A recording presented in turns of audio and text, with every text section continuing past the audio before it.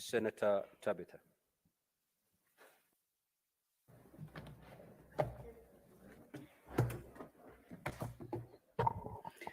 Thank you, Mr. Speaker, and I do rise to support this motion by my brother, the Majority Whip.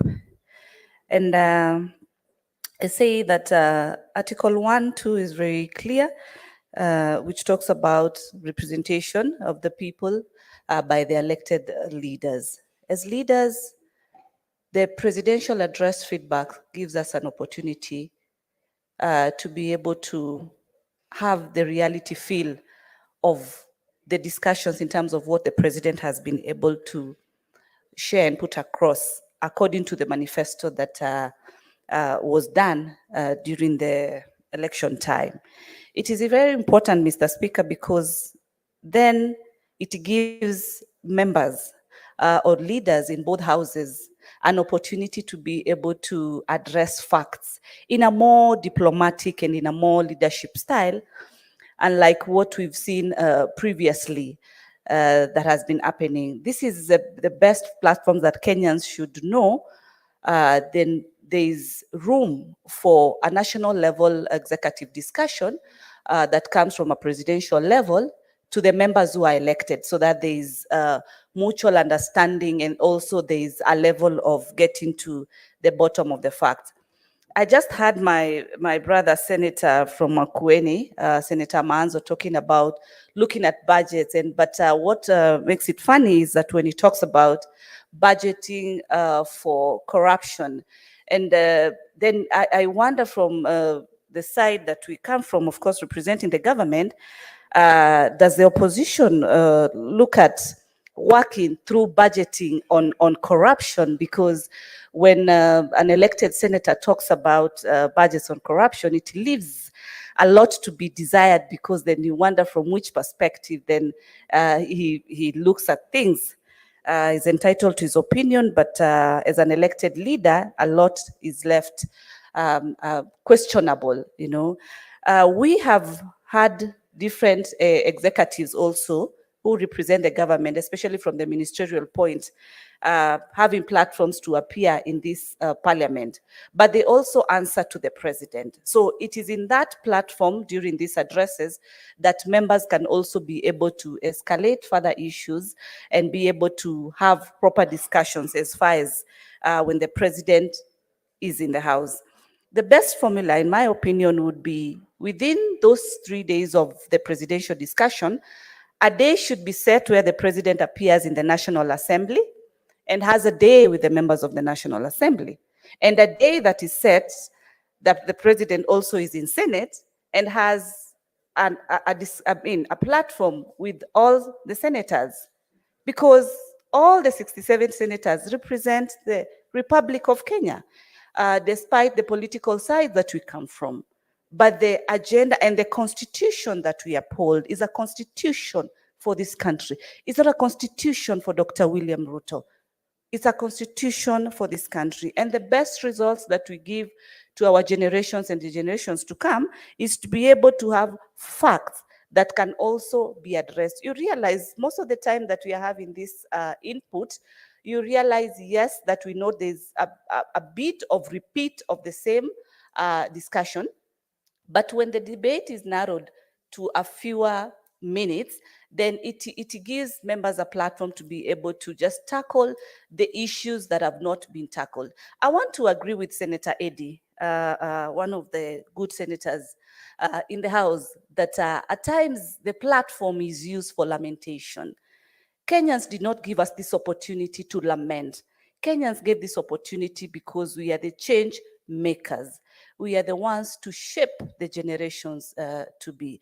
So in a nutshell, I support this motion and look forward that we'll not use it to lament. On the timeline that Dr. Boni had talked about, that the president should appear within the timeline that is in the month of April, then that should be so that we pride in upholding our constitution as leaders. Thank you, Mr. Speaker.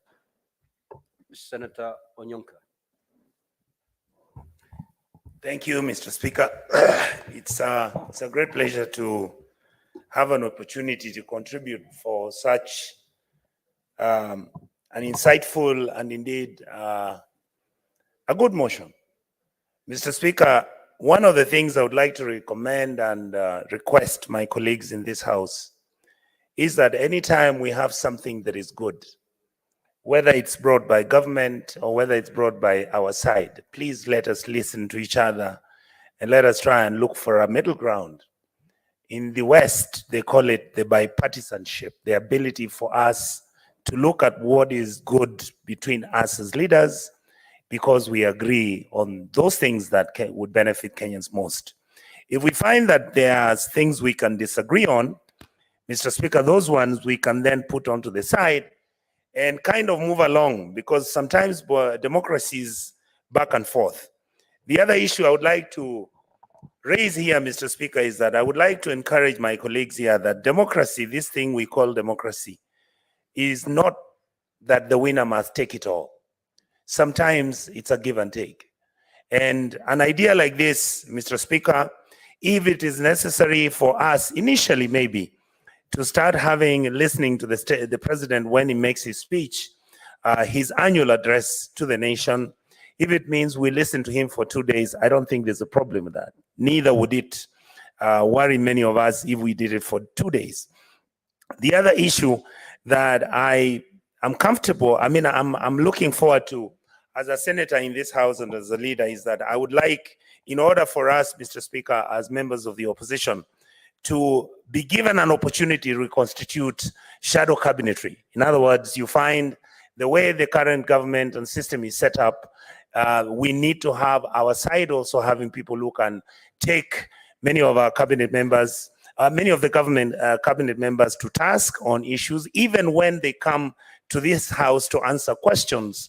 I think it is also important that if we had a shadow cabinet, you would find that many of our members have the capacity to challenge or even to raise critical questions about our country and the issues which are coming out. Finally, Mr. Speaker, the point that I feel I need to emphasize, I have seen the comments and the contributions that my colleagues have made, and there's a likelihood that those who are in government are going to feel that such an opportunity will make we in the opposition come here to rant at the president and ridicule him and try and pass him and talk about him in bad light. I don't think that is really the purpose of this exercise. I think Kenya as a country is highly respected regionally for one simple reason. People know that I will take an opportunity. I will criticize the government. I will criticize the president, so long as it's not personally. And basically, they will understand. But in other countries, that never happens, Mr. Speaker. So I think the opportunity of us having an opportunity where we sit in the House and the president is sitting somewhere and is listening to these contributions of the issues affecting our country makes Kenya a better place to live and a better place to work. And for us leaders, it will give us an opportunity to make Kenyans feel that we are actually a united front in trying to solve their problems. Mr. Speaker, we should try our level best and make sure that we do not permanently subdivide our country where it is for and those are against. Sometimes it's in between. Sometimes we carry each other, sometimes we encourage each other, and sometimes we go our separate ways. But we are better off when we are Kenyans and we look at this country that we love dearly and we want to succeed so that we leave it for posterity and our children. Mr. Speaker, I support this motion passionately. Thank you, sir. Senator Wafula. Asante Mheshimiwa Spika kwa nafasi hii. Ningependa vile vile kuongeza sauti na mchango wangu kwa mchakato wa muda utakaochukua rais kuhutubia jamii ya Kenya, na vile vile sisi kama viongozi wajumbe katika bunge la Senate kutoa michango yetu. Kwangu Mheshimiwa Spika, ni kwamba isiwe kwamba rais anapohutubia nchi katika jumba la kitaifa ni kama kuwe na sherehe za kitaifa pale ambapo anazungumza, tunapiga makofi, watu wanakunywa na kula na kuhesabu siku baada ya siku. Tunataraji kwamba yale ambayo viongozi katika jumba hili watatamka, mikakati ama vile mdahalo utakavyokuwa unachukua mikondo tofauti, lazima mawaziri ambao watakuwa wameambatana na Mheshimiwa Rais uhakikishe kwamba mabadiliko haya yanashuhudiwa katika wakati unaostahili. Mheshimiwa Rais, sisi ambao tuko katika serikali tuna jukumu kubwa kwamba japo tunawapa watu matumaini, lazima washuhudie na wajihusishe katika kutekeleza yale tunazungumza. Najiunga na wale katika mrengo wa upinzani kwamba isiwe rais akizungumza ni kana kwamba ametamatisha yale yote atakayosema ama atakayofanya, lakini ni kuhakikisha kwamba anapozungumza atende, na kutenda kwake ni sisi katika serikali kuhakikisha tunawasukuma mawaziri kutekeleza yale ambayo tunataka. Mwaka 2027 tutakuwa katika mchakato wa kura, na wapiga kura watatuuliza, mlizungumza mkatupa matumaini, iwaje hamukutenda chochote? Sasa mimi kama mkereketo wa serikali ni kwamba rais aje, na ikiwezekana aje katika jumba la Senate, kwa sababu Senate huzungumza mambo ya county. Kuna pesa ambazo wanabiashara hawajalipwa, kuna mikakati ama ajenda za county ambazo watu tunajadili hapa. Lazima rais ajue kwamba yale tunayotarajiwa kufanya kama Senate ni tofauti sana na yale ambayo wale katika jumba la kitaifa hufanya, na kwamba anapotujibu ama anapopeana mwelekeo kuhusiana na ugatuzi, lazima Wakenya wajue Senate, jumba la Senate ndio ulinzi, ndio matumaini ama ndio ngao ya ugatuzi katika nchi ya Kenya. Sasa mimi naunga mkono, tupewe nafasi mwafaka, tujieleze, rais atusikize, na baadaye tuone akitekeleza ama mawaziri wake wakitekeleza yale ambayo tunazungumza hapa, kwa sababu siamini kwamba senator yeyote katika nchi ya Kenya anaweza amka hapa akapeana mwelekeo hafifu ama akapotosha rais kuhusiana na kutekelezaji wa miradi ya maendeleo na falsafa ya nchi. Sasa lazima atusikize sisi wote na atende kwa mujibu wa katiba. Asante sana Mheshimiwa Spika. Senator Beatrice. Thank you, Mr. Speaker, sir. Mr. Speaker, sir, I rise to support the motion that was brought by the majority whip, Senator Boni Khalwale. Mr. Speaker, on the President's address to Parliament, I want to support that should happen. But Mr. Speaker, sir, that should not only be a formality, that the President comes to Parliament and addresses parliamentarians on a number of issues. Mr. Speaker, sir, a number of concerns for Kenyans remain unresolved. And I look forward to the coming presidential address to Parliament addressing a number of issues that are of concern to Kenyans. Mr. Speaker, the issue of the junior secondary school remains unsolved. It is not a secret that our students, a number of them and a number of schools and in major regions went untaught. Mr. Speaker, sir, the nature of secondary school is that teachers are trained to teach 2 subjects.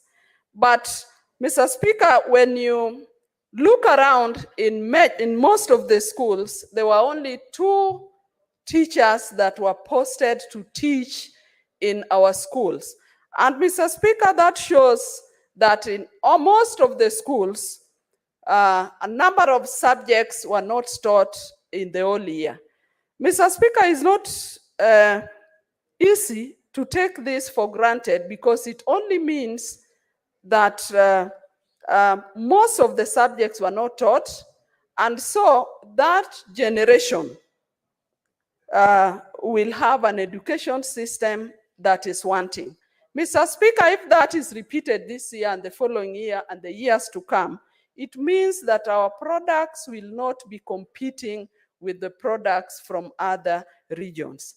Mr. Speaker, as the President comes, I'm looking forward that that will be addressed amongst other challenges that our people have, including the issue that concerns this country, the issue of house levy. Mr. Speaker, as the President comes, We are also looking forward to a very robust debate in Parliament after that, and I pray that the debates and our sentiments will be taken care of. I support, Mr. Speaker, sir. Senator Essie.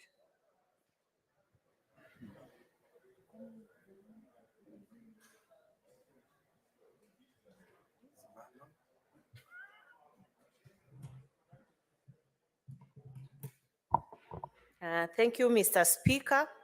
I want to support this motion, yes. The president, being a representative of the people, is actually a very integral symbol for Parliament also. Mr. Speaker, in as much as this is a platform for the president to articulate his agenda and communicate what his intentions to the country are,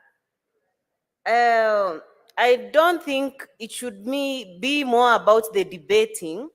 On that, I want to slightly deviate, because in as much as we debate very well on some of these issues, if action is not followed thereafter, then it becomes more of a praise and worship agenda, Mr. Speaker, which will not steer this country forward. Mr. Speaker, this is an opportunity for government to articulate what their agenda is, and I do not even understand why some of our cabinet secretaries have been shying off from coming here and articulating the agenda they have, or rather how they are sorting some of the issues we are saying. Just like Senator Beatrice has mentioned the issue of JSS teachers. The other time before we went for recess, I raised a statement inquiring from TSC on the career progression of those people. And the response given back to me was focusing on retired teachers, which I saw was an attempt to dodge the question I was raising.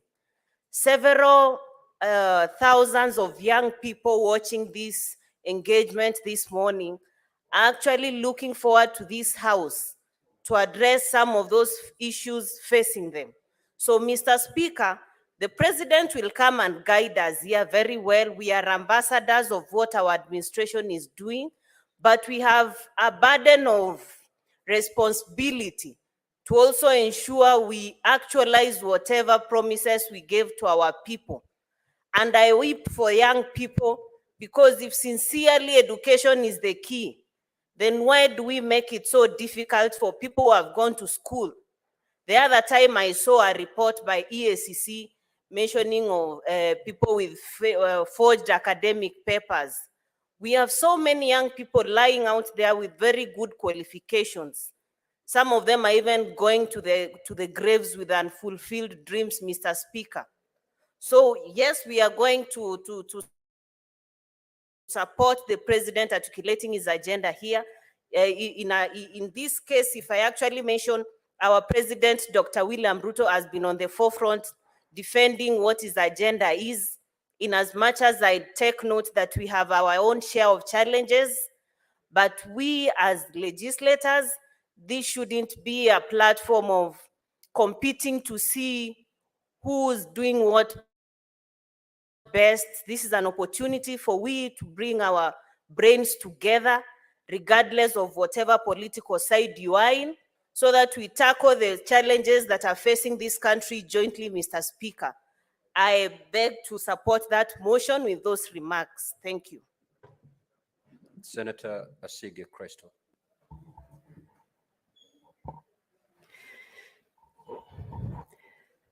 Thank you, Speaker.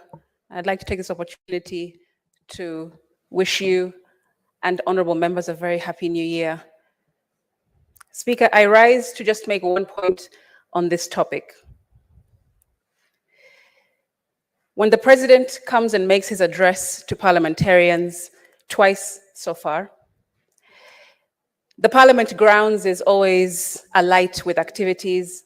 It's buzzing with preparations being made to receive the president and his delegation, and parliamentarians who are very keen to hear the agenda that he will set forth.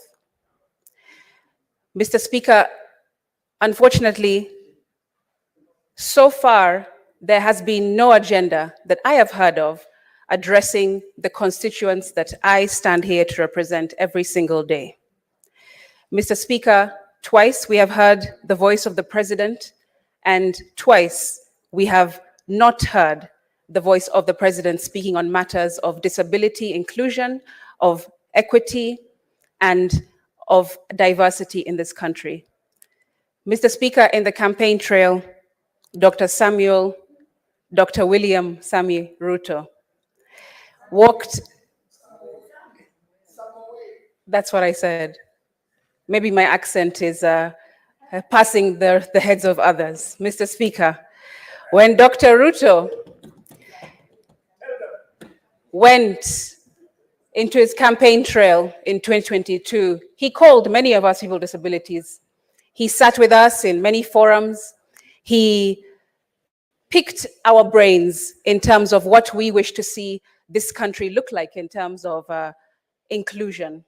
And we gave him ideas, and we had conversations across the country in hopes that this agenda will one day come into fruition.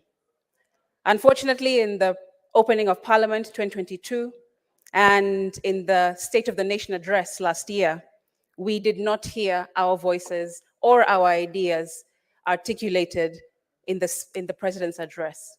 And still, Mr. Speaker, we do not hear of the same. So we wonder, is this just an exercise of lip service? Because in my view, when I came into this place to represent persons with disabilities, I saw the president's address being somewhat of an open feedback loop, where he comes to address parliamentarians, to give his ideas and direction, and we in turn respond with our reactions and contributions on how to make those ideas better. But unfortunately, so far, it feels to our community, persons with disabilities, that he addresses us, but he does not listen when we try to address our issues to him. Mr. Speaker, if ever the president hears my voice, I hope that he hears it today. The representative of persons with disabilities in this Senate, requesting him to kindly put forth our agenda, to prioritize the largest minority in this country of almost 6 million voters. That is persons with disabilities, a group that should no longer be ignored, because we have votes, we also have money to spend in this economy. We can also make a big change and move the needle in all plans regarding Kenya. So I hope that in future, Mr. Speaker, that the president's addresses will also address us, because we are waiting to be publicly seen and heard by the executive. I thank you.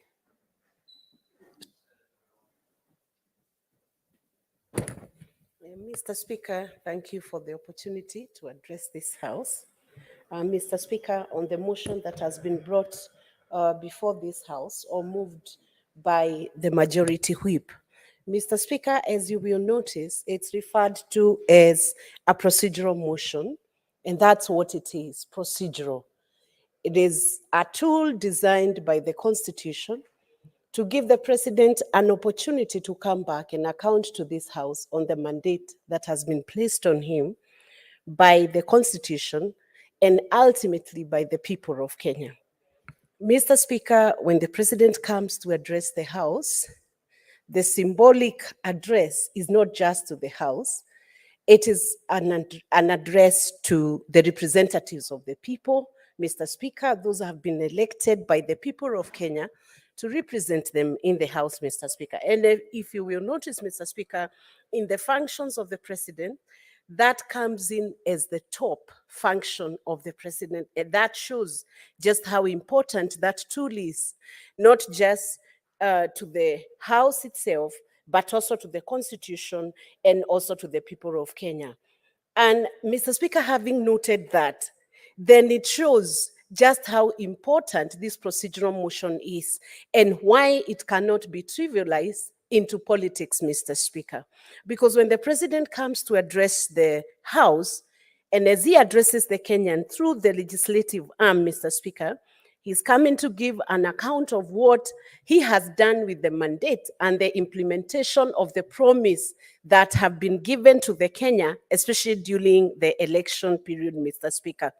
It's an address that deals with the day-to-day issues that Kenyans are going through: health, education, security, issues, food security, Mr. Speaker, issues that deal with general security or insecurity of the nation, budgetary constraints or budgets that Kenya is running on, Mr. Speaker.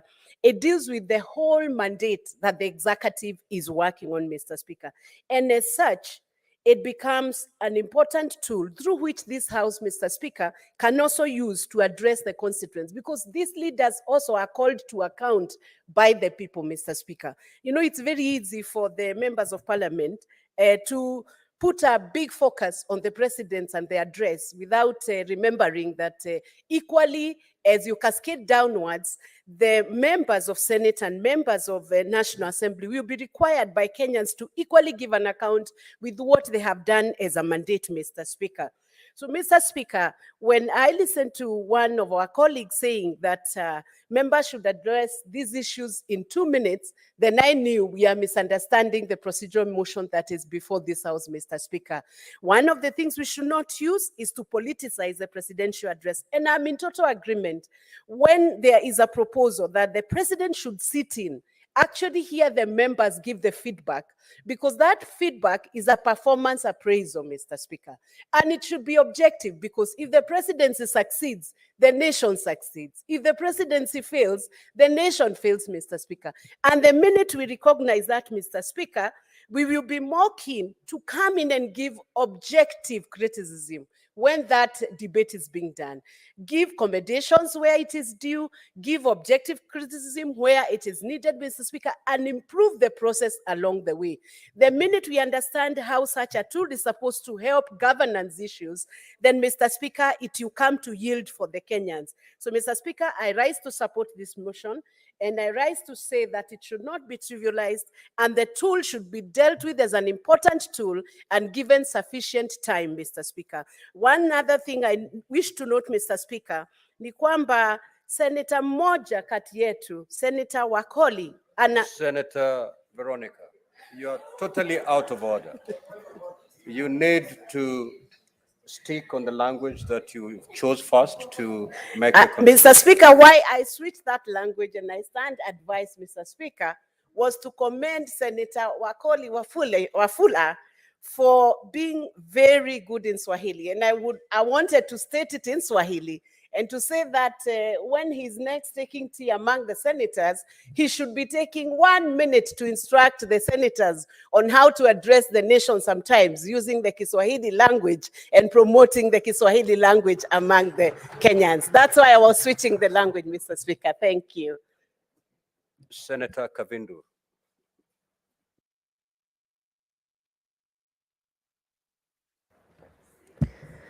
Thank you, Mr. Speaker, for giving me this opportunity to support this motion, procedural motion that has been brought by Majority Whip. Mr. Speaker, it's very important for the address of both houses by the President, and this we get to know what is manifesto and what he plans for the country.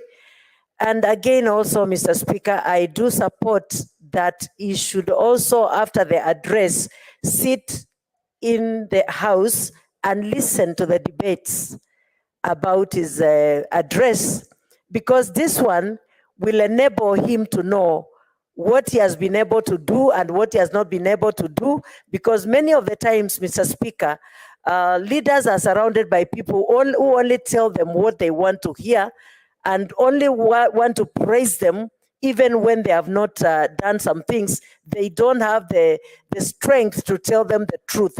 And this one will enable him to know the truth. And this one will not just be bad on him or for the country, but also to help him fulfill all what he has promised to do to the citizens. And we are here to build Kenya, all of us. whether in opposition or in the ruling party, we are here to build Kenya and come together and make sure that our people get what they need at the right time when they need it. The economy right now is very low, very down. Actually, I don't know if the rest of the members of Parliament and even Senate are getting the same calls that I get every day, for people asking for school fees, for people asking for food, for people asking for medication, and so on and so forth. And so we need to come together and know the way forward for our country. Mr. Speaker, sir, I support. Senator Mundigi. Asante Bwana Spika, naunga mkono ambaye ya ile mambo tunazungumzia hapa, vile tunazungumza tupatiwe muda ipunguzwe, ndio kila mtu katika Senate, tuko maseneta 67 na sisi wote hakuna hataki kuchangia kwa sababu tumetoka masinani na tunajua vile kunaendelea. Na unga mkono kwa sababu pia nakumbuka kama mwaka jana wakati rais alizungumza mambo mengi sana ambaye economy, na pia alikuwa anaongea mambo ya afya masinani, na hiyo tumeona ametimiza, na akaongea tena mambo ya kilimo na tunaona vile mambo inaendelea. Na pia wakati tulichangia na tukamunga mkono, tutakuwa tunachangia tuone kama kuna mambo inaweza pandilika, kama sasa kutoka wakati hiyo, wakati tuliingia kama upande ya makadamia ilikuwa inatoka shilingi 30 na sasa inatoka shilingi 100 na kitu. Kwa hiyo kuchangia mambo ya rais ni kitu muhimu sana. Pia tunakumbuka wakati ule alisema mambo ya kilimo, akaongea mambo ya fertilizer ikarudi kutoka 6,500 na ikawa imekuja 2,500, na tumeona vile kilimo inaendelea mambo mingi. Kwa hivyo ni vizuri muda ipunguzwe na pia tuwe tukichangia mambo mengi. Pia mambo ingine ningetaka kuwa tutakuwa nachangia ni vile tutaweka maanane mambo ya kilimo, kila kaunti iwe ikipata maji ya kulima na vitu zingine, ndio tuweze kuona mazao mazuri. Kitu ingine tutachangia ni kuwa tutajua kama hiyo mambo yote tutafanya, mambo ya pesa mkononi itarudi namna gani na tutaweza kukaa namna gani. Pia tulisikia alichangia mambo ya economy, na pia tumeona vile kumekuwa na shinda, na pia akasema vile mandeni imekuwa mingi na amekuwa akilipa mandeni, na pia akisaidia county, na tumeona county nyingi ikipokea pesa, sio kama miaka ile ingine. Tumeona ikipokea kila mwezi, kutoka mwezi wa 7 kila mwezi inapata pesa yake.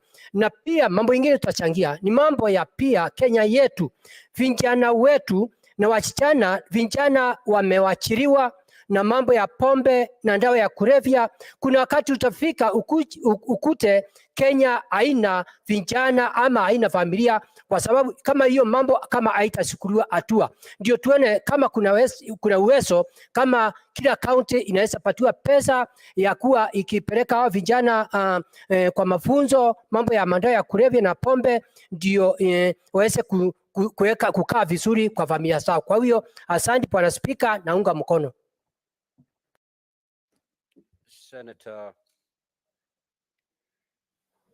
Senator Miraj.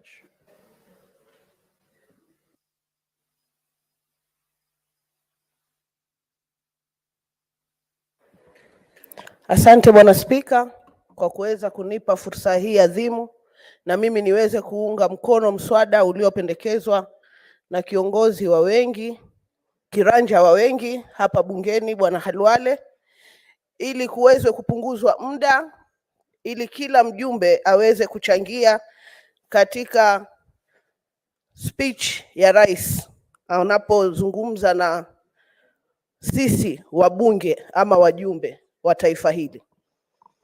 Bwana Spika, nimesikia wenzangu wamechangia na nimenukuu mingi nikiwa pale lounge, na nikasema na mimi nije nipeane changizo zangu. Bwana Spika, nataka kuwakumbusha wajumbe wenzangu ya kwamba tuko hapa kama mkono mmoja miongoni mwa mikono mitatu mwa serikali yetu ya Kenya, na hatuko hapa kuwa wapinzani na wenye serikali. Tuko hapa na majukumu matatu ya kuwakilisha wananchi wa Kenya, kusimamia rasilimali zao, na pia kuwatungia sheria za kulinda na kusongeza taifa letu mbele. Sisi kama wajumbe katika bunge la Seneti tuko na jukumu moja kubwa la kusimamia gatuzi zetu 47 katika taifa la Kenya. Lakini ni jambo la kusikitisha sana kuona kwamba rais anapokuja kutuzungumzia yale ambao ameweza kuyafanya kama mkono mmoja wa serikali, the executive, sisi tunaanza kukejeli yale ambao amekuja kutueleza. Yangu ni kuwapa ushauri na saha, ndugu zangu, sote tulioko hapa. Tuko na jukumu katika taifa hili kama viongozi kuweza kupeana mwelekeo na kutoa suluhu ya matatizo ambayo yanatukabili sisi kama taifa. Ni vizuri sana Wakenya wanatuangalia kule nje, Bwana Spika, katika mirengo tofauti, lakini ni muhimu sisi wenyewe tujue lile jukumu kubwa ambalo limetuleta katika bunge hili, ni kuwezesha kuwa wasimamizi wa rasilimali za Wakenya, kuwa viongozi ambao wanaona tatizo lipo wapi. Yuko kiongozi mmoja hapa amezungumzia masuala ya CBC, na sisi kama viongozi wadogo, Bwana Spika, ambao ndio sasa mwanzo tunaanza ulezi, tuko na watoto wetu katika taasisi hii. Watoto wetu wameanza kusoma, Bwana Spika, na mpaka sasa hakuna mwelekeo wa kuonesha watoto hawa watakwenda vipi na kuelekea vipi.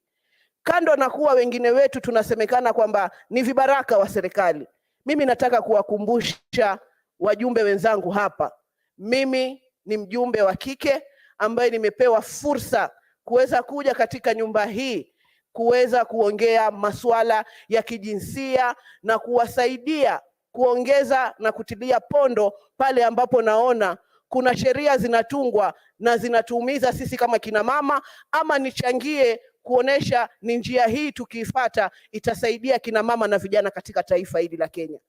Nataka kuwaambia ndugu zangu ambao wakienda mashinani, Bwana Spika, wanasema kwamba wajumbe wa upinzani hawapawi fursa sawa na wajumbe ambao wako upande wa serikali kutunga sheria.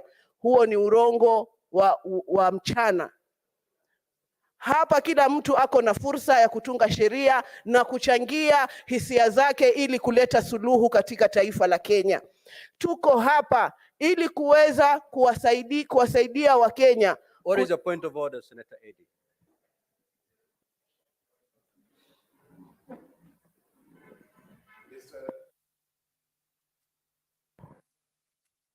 Speaker, I rise on the point of order number 1044,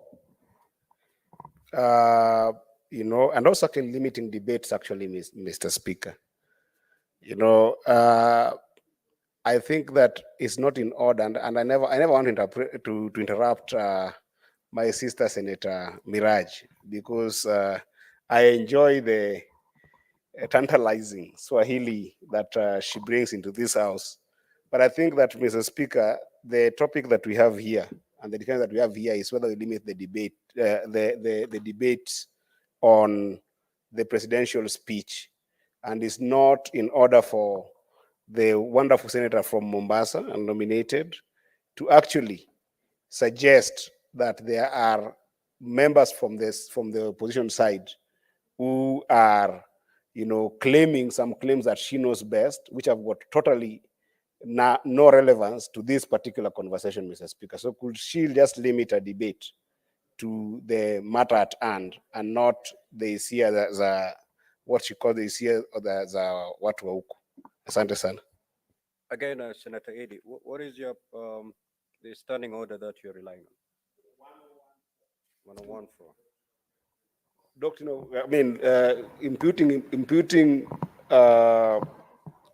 imputing wrong motive on our side for what we haven't claimed and this conversation at all. Very well, Senator Miraj. According to your statement, you are suggesting that members of the opposition are out there lamenting. They're not being given an opportunity to present bills, and that the favoritism is towards the majority side. Is that a statement of fact? If not, you may have to proceed with the drawing. Asante Bwana Spika, na kwa kweli ni statement ambayo nimeizungumza nikiwa na ushahidi nayo na nitaileta katika bunge hili. Asante Bwana Eddie Okech, takuletea ushahidi Bwana Spika. Lakini Tomorrow, yangu tu ni kuweka wazi. Senator Miraj, Naam. if you're unable to substantiate that, I'll give you an opportunity to do so tomorrow. Inshallah. Asante Bwana Spika.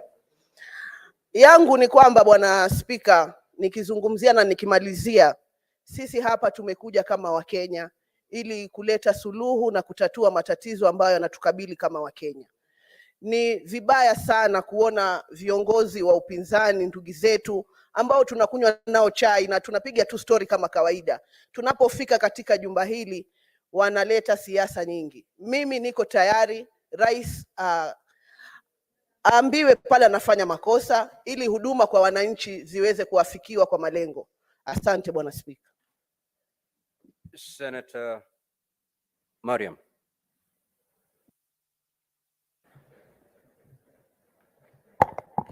Thank you, Mr. Speaker, for giving me this opportunity. Mr. Speaker, first of all, Happy New Year to you and other colleagues of mine, of senators who are around. Mr. Speaker, this motion about President address is more of President addressing implementation of his plan.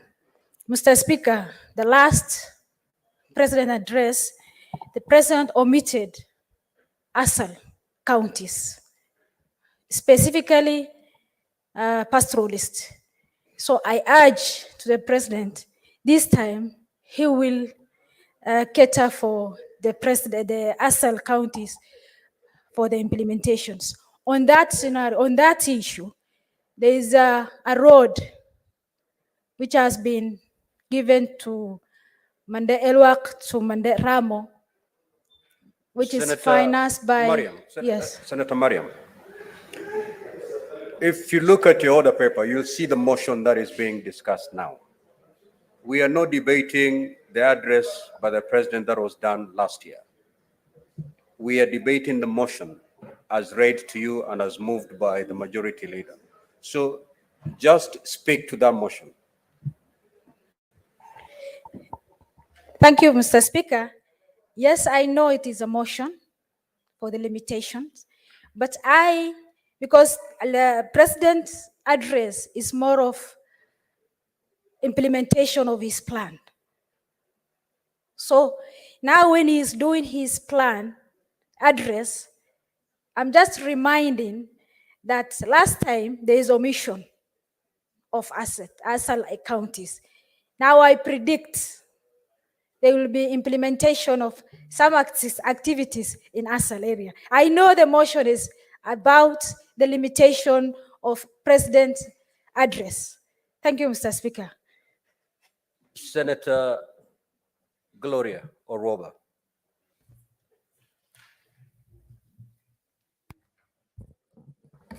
Thank you, Mr. Speaker. I rise to support this motion on the limitation of debate on the president's address. Mr. Speaker, I think I want to echo one of the statements that it must have been Senator Agnes Kavindu who has suggested that perhaps also the president should sit in to listen to some of the criticism, the objective criticism from this house. Mr. Speaker, I think for me, what I want to say is that I believe that in his presence, most of our senators, fellow senators, who sometimes just criticize for purposes of criticizing without any objective wisdom, will then be able to speak truthfully in front of the electorate on matters that truly count. So that is a very good suggestion from Senator Agnes. Mr. Speaker, I want to say that in this, we tend to underestimate the communication from the president. And sometimes, and I remember way back, I must have been young, very young, when Kenyans were complaining that they had a president who never used to talk, who never used to communicate, and so people were in the dark. Mr. Speaker, I want to congratulate His Excellency William Samoei Ruto for actually keeping the communications lines open And it's not only through the presidential address, but through the daily communication that he has with the electorate, both from the executive and on ground as he goes to speak to the people. And so therefore, Mr. Speaker, I just urge that in this particular address that is upcoming, that he may also communicate in terms of the gender agenda, Mr. Speaker. It is far too long that the two-third gender rule has not been spoken of, Mr. Speaker. Not in the presidential address, not in the constant communication that we get from the executive, Mr. Speaker. And it is very unfortunate because I do know that a lot of work is being done by the executive, by the president, to ensure that the Kenya Kwanza Women Charter is being implemented. But Mr. Speaker, there's been very limited communication of the same in terms of the gender agenda. Mr. Speaker, I also hope to hear that the policies and some of the work that is being done in that space of women empowerment is actually going to be communicated this time. Because, Mr. Speaker, some of us who are nominated to represent women in this house, people ask us, what is happening? You went there to represent women, to push for the agenda of women, but the government is quiet. Government is not quiet. It's just that there is no communication that is being put out that is clear, that is intentional, to actually inform Kenyans on what the president and the cabinet is doing in terms of empowering women and having women being represented in these spaces. So, Mr. Speaker, in the upcoming presidential address, I do hope that this particular message is going to be communicated. And even as we look forward to the conference on the status of women that is happening in New York, we want to hear the president echoing issues that are affecting women, not only issues that come up. For instance, now there is a lot of talk. We are celebrating, we are mourning, we are not celebrating, we are mourning the lives of our lost women who have been killed through femicide, Mr. Speaker.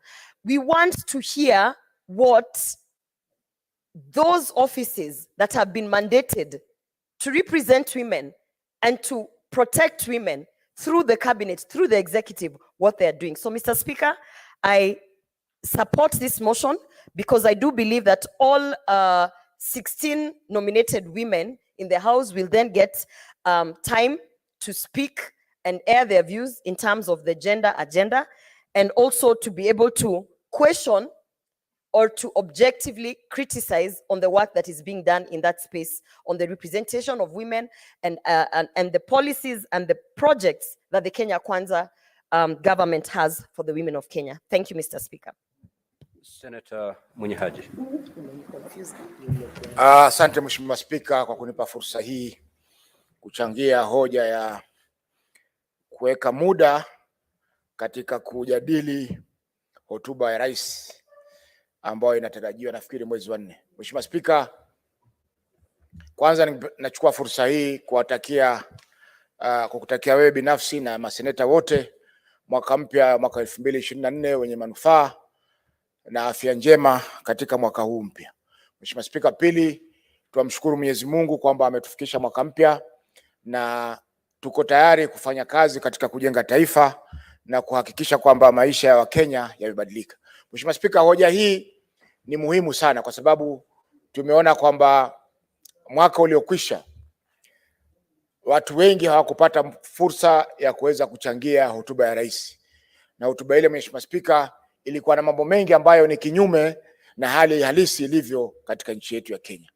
Mheshimiwa Spika, ni kweli kwamba wengi wetu huwa tunaikosoa hotuba hii na kwa hakika ndio kazi yetu, kwa sababu sisi tumechaguliwa kama wawakilishi wa wananchi, sisi ndio macho ya wananchi. Lakini ikiwa kuna jambo ambalo limezungumzwa ama limefanywa ambalo halilingani na sheria ama halilingani na hali halisi ilivyo, ni wajibu wetu Mheshimiwa Spika kukosoa na kueleza ukweli halisi ulivyo.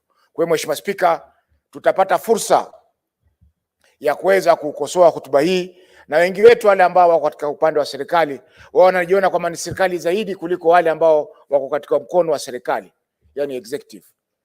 Lakini tukiangalia majukumu yetu katika katiba kifungu cha 96 ni kwamba sisi ndio wa macho ya wananchi katika serikali, na sisi ni jukumu letu, mbali na kwamba tunatunga sheria na kukosoa serikali, na pia ndio waangalizi wa mali ya umma katika mikono ya serikali, ambao wananchi binafsi hawezi kufanya hivyo. Kwa Mheshimiwa Spika, mimi naunga mkono hoja hii na ningependa kukomea hapo. Asante. Senator Chute. Thank you very much, Honorable Speaker. Let me first of all take this opportunity to send my condolences to the family, friends of Kelvin Kiptum, and also take this opportunity to send my condolences to Senator Khalwale and the family of Kizito Moi, our majority leader. Poleni sana. Honorable Speaker, I rise to support this motion on limitation of presidential address or speech. Honorable Speaker, in support of Senator Khalwale's motion, I would want to say the presidential speech is of a symbolic importance for this country. It is an occasion of utmost pomp and tradition. It is a time the president puts agenda before the country. It is not only the parliament, the whole country are listening and hearing what the president says. And it also the time he puts his agenda in order to influence public opinion. Mr. Speaker, the responsibility of this Senate, first of all, is to represent, to legislate, and to oversight. When the president gives his speech, it is the responsibility of each person in this house to question the agenda of the president. It is not only the responsibility of the other side of the aisle to ask questions. Each and every person has a right to ask any question that he thinks or she thinks is not going the way this country should go. It is always good to listen to the debate when the president is giving the speech, so that you can debate wisely. And my fellow senators here have been trying to say, when you talk about presidential speech, it is not the responsibility of each side only. And I've seen a tradition where people criticize, they critique what the president says also. Of late, Mr. Speaker, the president mentioned the issue of judiciary. And I've seen many senators and members of parliament in this country going around in wedding places, in harambes and funerals, talking about judiciary.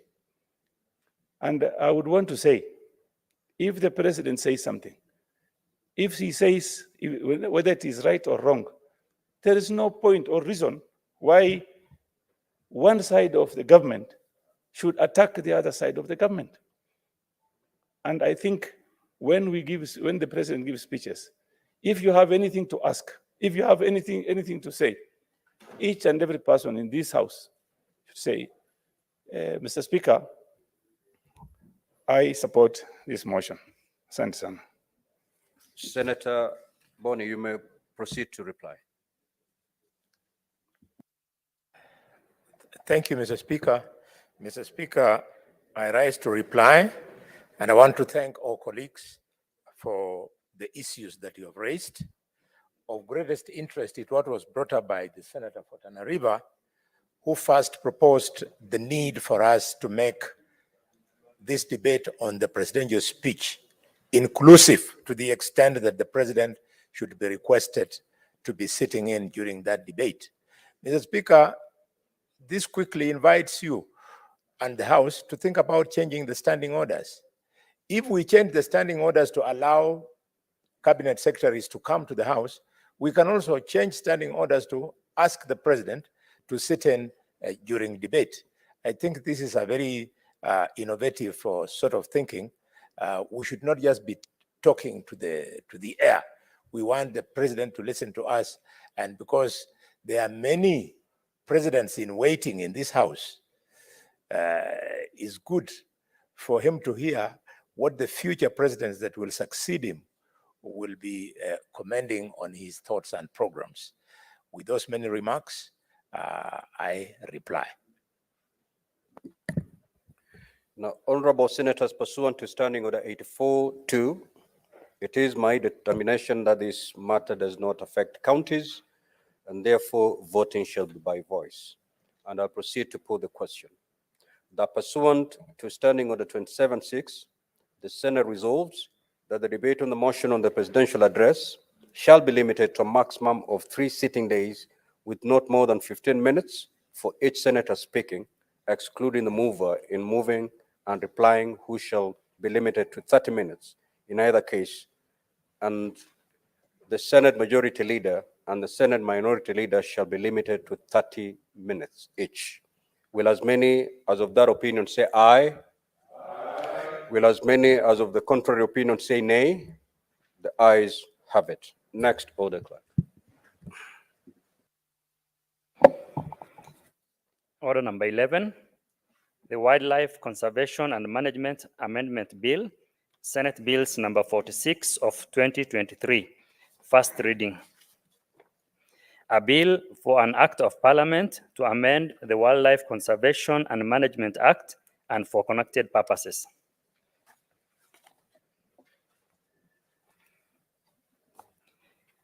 Order number 12, the Nuts and Oil Crops Development Bill, Senate Bills number 47 of 2023, first reading. A bill for an act of parliament to provide for the production, processing, marketing, and distribution of nuts and oil crops and their products, establish the Nuts and Oil Crops Board, provide a framework for the nuts and oil crops farming development and for connected purposes.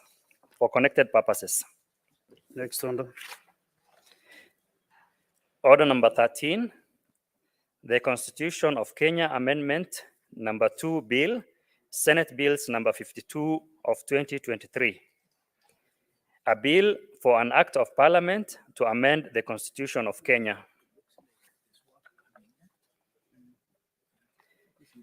Order number 14, the Water Amendment Bill, National Assembly Bills number 33 of 2023, second reading. Thank you, honorable senators. On this bill, this is a resumption of debate which was interrupted on Thursday, 30th November 2023. And from my records, Senator Andy Okech, and a balance of 2 minutes. So if you are intended to proceed with 2 minutes, please do. Senator Okech. Thank you, Mr. Speaker, and I'm actually happy to see you. Happy New Year. And I hope that this year you can be a little bit generous to make it 4 minutes. Just because perhaps people did not understand what I said the other time, just to recalibrate. Start driving, I'll see whether you are engaging the rating gears. Thank you, Mr. Speaker. Mr. Speaker, this bill actually seeks to make a number of amendments to the Water Act 2016. And I did raise before that I had serious concern with this bill, because if you look at part 2 of Schedule 4, if you start with Index 10, where you will find that the counties are given the power to look at policy angles on water matters by the national government. And then if you were to look at Index 11, where water and sanitation services are purely devolved as functions of the county. And this bill is one of the bills that I wish that the entire Senate, or rather all senators, were in the House to actually look at this bill. The entire last year, Mr. Speaker, we spent a lot of time as the committee on, the CPIC committee, dealing with the issues of water in counties. And one of the things that we realized, Mr. Speaker, is that a lot of structures that have been put in place that tend to be national bodies have completely hampered the idea of making sure that water services is effective and efficient in counties. And this bill, Mr. Speaker, is one of those bills that actually seeks to claw back on devolution, Mr. Speaker. You know, if you look at section, I might not mention all of them because I have no time. I talked passionately about this bill before, but if you look at something like section 30, Mr. Speaker, it introduces water regulatory authority, which is a national body with so much powers that takes powers out of the counties. If you look at section 31, Mr. Speaker, it also introduced another water regulatory board whose membership and composition, Mr. Speaker, is purely negating the idea of devolution of water. If you look at section 65, Mr. Speaker, waterwork agencies are given more power on dealing with bulk water. And Mr. Speaker, the waterwork agencies have been at the core of making, WSPs, water service providers, Mr. Speaker, not be effective. If you look at how they take big loans, so the name of these WSPs, if you look at how they sit a lot of assets of these WSPs in their own balance sheets, Mr. Speaker, is all chaos that I think that our committee at CPIC has been working tirelessly to be able to deal with and remove. Lastly, Mr. Speaker, if you look at section 119, Mr. Speaker, there is introduction of the water tribunal. And if you look at the membership, does not in any way empower counties in a sense. The membership does not make any meaning. I want just to invite senators that let us pay a lot. Give him 1 minute. Only. Even 30 seconds. Mr. Speaker, I just want to invite the entire House that please keenly read this bill and do not allow it to go through, because water is life and it is one of the functions that devolved units have that we must give them full power to be able to control. Every suggestion that I'm seeing here is reversing those powers to the national government and make it impossible for devolved units and county governments to take control of water service provision. So, Mr. Speaker, I oppose this bill in its entirety, and I hope that senators will take time to actually read and discern it and understand it and make meaningful decisions when it comes to this bill. I thank you, Mr. Speaker. Senator Eddie, as a registrator, you have all the powers to come up with the possible amendments that maybe you might like the Senate to consider, that you have that benefit. You have gone through the report keenly. So come up with those amendments or the issues that you need to be revisited. Then we can consider as the House. Next is Senator Manzo Daniel. Thank you, Mr. Speaker. Mr. Speaker, water is a devolved function. And the Minister of Water directs the policy, and the current Water Act of 2016 was actually due for amendment.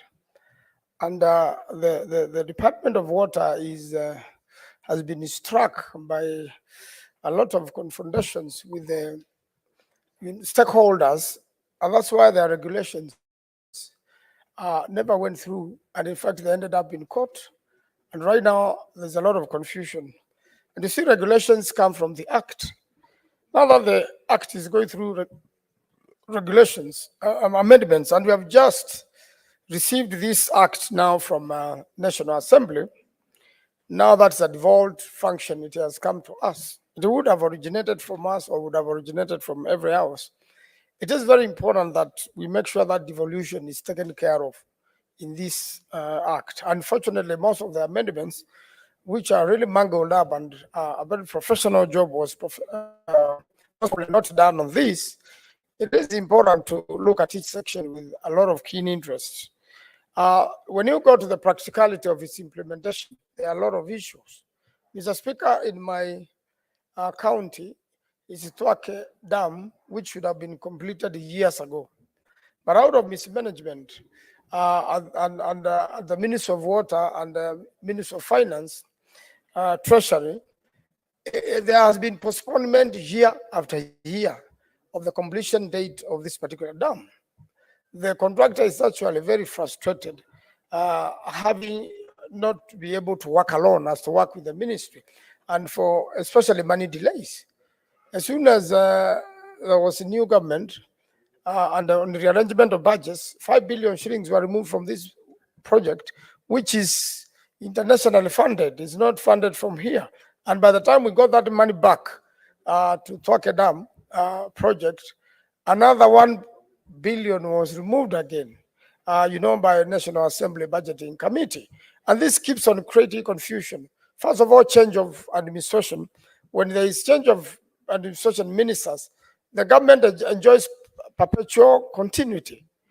There's no way, when there's a new government, such a serious project will be interrupted. And this goes into a lot of other things which has happened with the Ministry of Water.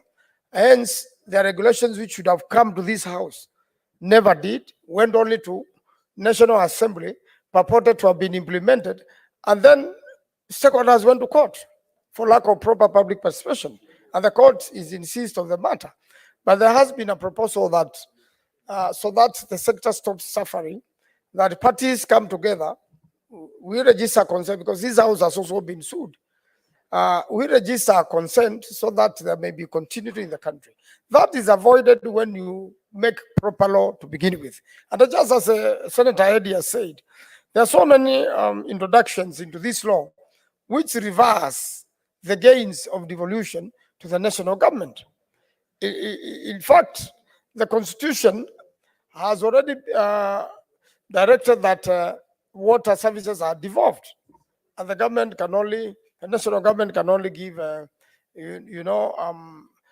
basics, principles on which, or the policy on which this will be implemented. So when you look at many other failed water, projects, like the Northwest water going to Emali, there's been a dispute between Kajiado County and Makueni County, simply because there is no proper legal framework, nor are there proper regulations. And this results out of, when you make a law like this, you don't do stakeholder consultation, public participation, and public participation has become what is in mind of a certain individuals. Public participation should be standard. In fact, I remember in the last house in the National Assembly, we had a public participation bill, which never saw light of the day as the house expired and has never been, restarted again, which is dealing with a very important area of legislation. When we make law, public participation is so critical. But what do we have in this Water Act? We have cosmetic public participation, just for the records, so that it can come to the House, receive a rubber stamp, and proceed to the executive for another signature. So I think we have to take this legislation seriously. And on this particular one, a proper job has not been done. I agree with Senator Okech. This act should be either thoroughly amended, or failure of which it should be sent back to be redone afresh. It does not seek to achieve the purpose of making sure water is supplied to every household in this country. The original plan was to have water, a tap, in every house in the rural areas and in Nairobi. Does that happen in Nairobi? No. Despite the big dam, there are so many cartels, some which break the water pipes and then supply water illegally. That has not been sufficiently catered. Why in Nairobi, with a big dam supply water in Nairobi, there will be insufficient of water? Why do we have more water trucks selling water instead of having the county government of Nairobi supply water and get paid for reasonably in every household? It is a failure of the law. And these amendments have not addressed that problem. These amendments have not devolved these functions to the county of Nairobi and any other county. And therefore, we have a problem that there are more water vendors and more water trucks selling water whose quality is not even certified to Kenyans. And you see, supply of water is what reduces diseases by even more than half. If you have proper supply of water in this country, and Dr. Khalwale will agree with me, then half of the people visiting the hospitals will not do so. And even half of the children die out of dirty, situations or water will not die. And we will cut our budgets far, by, prevention is better than cure. In the hospitals, instead of going to cure people, we will have prevented it by supply. So this is a very important law and cannot be taken as a joke in this house. The way it has been handled in the National Assembly is a joke. It has to be amended thoroughly. It has to take care of the people. It has to go through public participation. Otherwise, we'll end up with another law where Omutata goes to court or any other water stakeholders. As a year now, they are already in court. They are fighting many things. They have been to our committees. They have not been listened to. They have made the petitions here. These petitions will no longer exist, Mr. Speaker, if there was proper public participation by Minister of Water and the COG. A lot of times, COG is being ignored when a law relating to the counties is being made. And that defeats the purpose why Senate exists.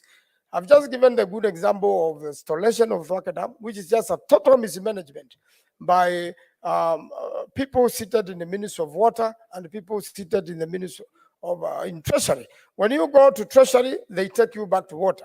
When you go to Ministry of Water, they tell you we are stuck as Treasury. When you follow the documentation, you find a civil servant is holding on it, so that they may be given a bribe, so that a contractor who has done a water project is paid. Then that water project is delayed or is never achieved, Mr. Speaker. So I really want members to look at this legislation carefully. There are very many new interpretations which have been introduced, seeking to define things differently, seeking to reinvent the wheel. The wheel is already round. It can never be square. And therefore, we really must be serious as a Senate, where the National Assembly or the government in its legislative proposal has made an error. We should be bold enough to correct that error in this House. And I don't want to repeat those sections. Most of them have been elaborated very well by Senator Eddy, and I support him. This bill should not be allowed to proceed in this House. Let the Ministry of Water, and luckily there are new guards there. There's a new minister, there's a new PS. Let them get serious. Let them come back to the House and give the country legislation which works. Otherwise, it is very ridiculous to propose a law like this and make joke of devolution and introduce so many boards to manage nothing but to reap money and not to give back to the people. I thank you, Mr. Speaker. I oppose. Next on the line is Senator Wabua Enoch.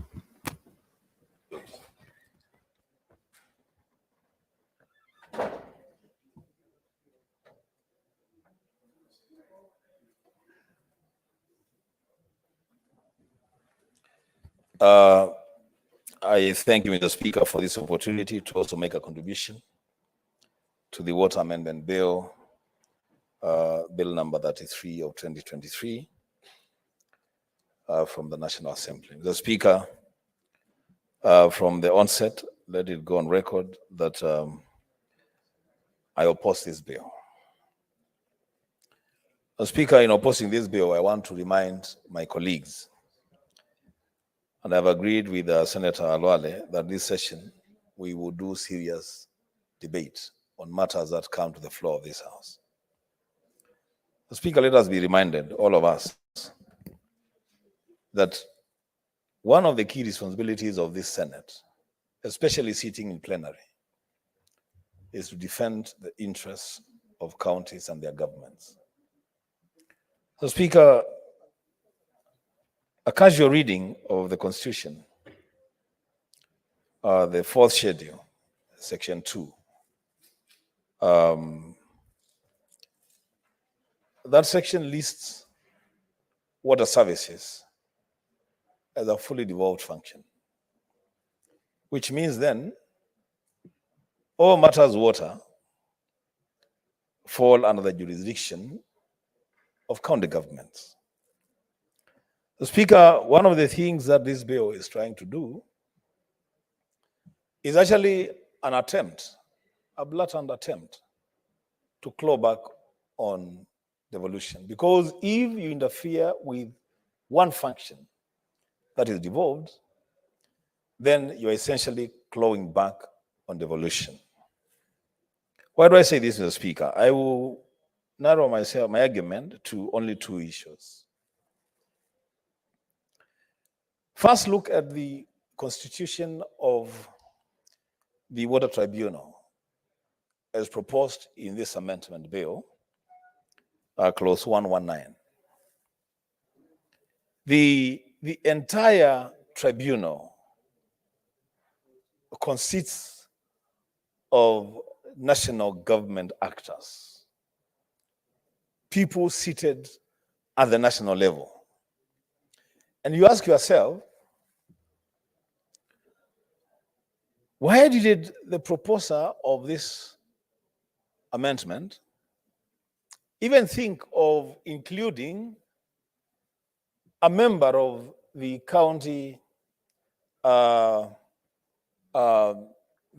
Council of Governors subcommittee on water to sit in that tribunal? Because the Speaker, the purpose of any tribunal is to resolve disputes. If, for instance, there is a dispute between Kitui Water and Nyeri Water,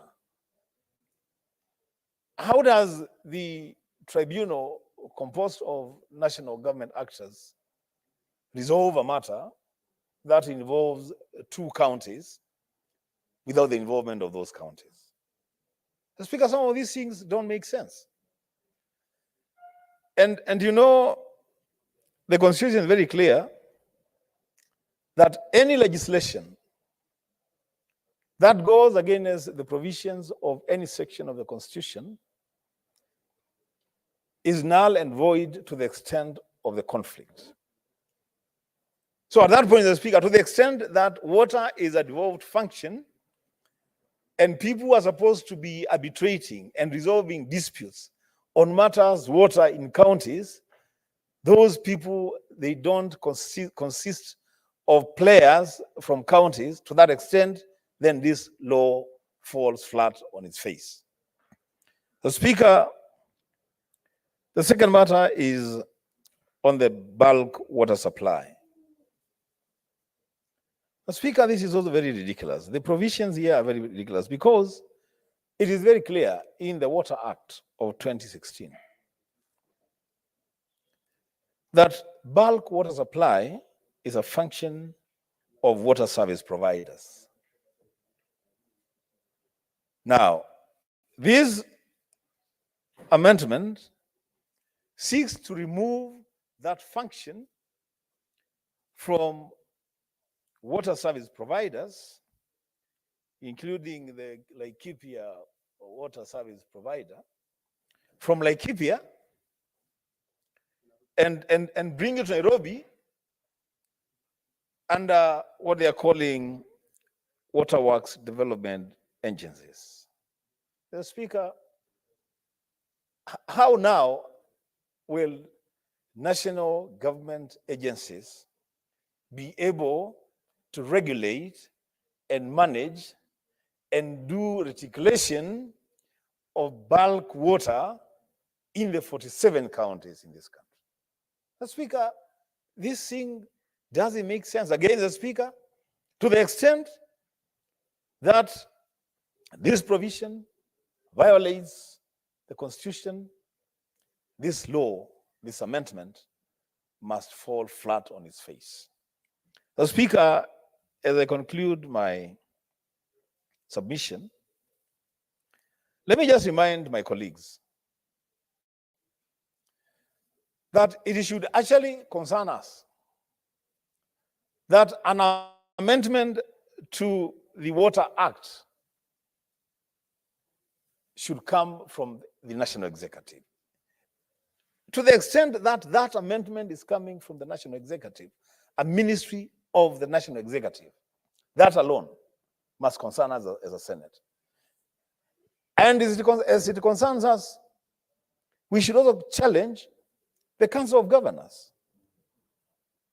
These colleagues of ours from the other side, because they are colleagues, the Speaker, because we are elected from the same counties with them.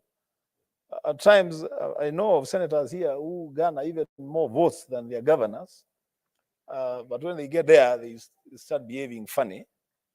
The Speaker, they should wake up from their slumber and help push legislation that ring-fences functions that are devolved. If there are issues with water service providers, I expect the Council of Governors to be at the forefront in pushing for legislation to ring-fence the operations of water service providers. It shouldn't be the function of the national executive to try and cure a mischief found in the water service providers. And I don't know how these national government agencies will be able to resolve the disputes within and amongst water providers in counties without involving the service providers in those counties. So, Speaker, with those remarks, I oppose. Thank you. Senator Okech, I can see you are again on the queue and you have already spoken to this bill. Senator Matinga, Waume.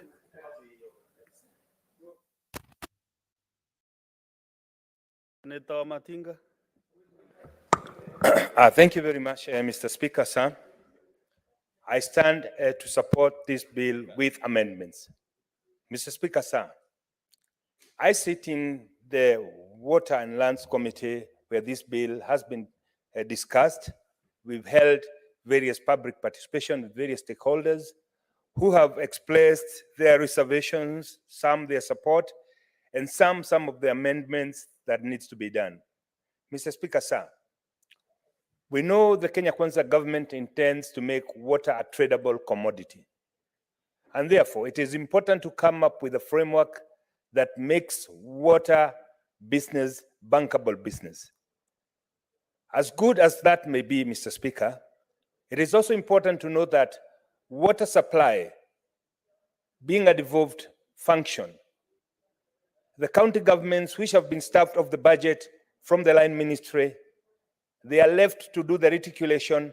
Some of them rely on very odd infrastructure, which have seen some counties lose as much as 70% in terms of non-revenue water. Mr. Speaker, sir, to be able to address this, we must come up with a comprehensive solution, which means that because some of the water infrastructure goes close counties, we need to have water development agencies, which as envisaged in the Act of 2016, so that the issues of those water bodies that are closing counties can be addressed.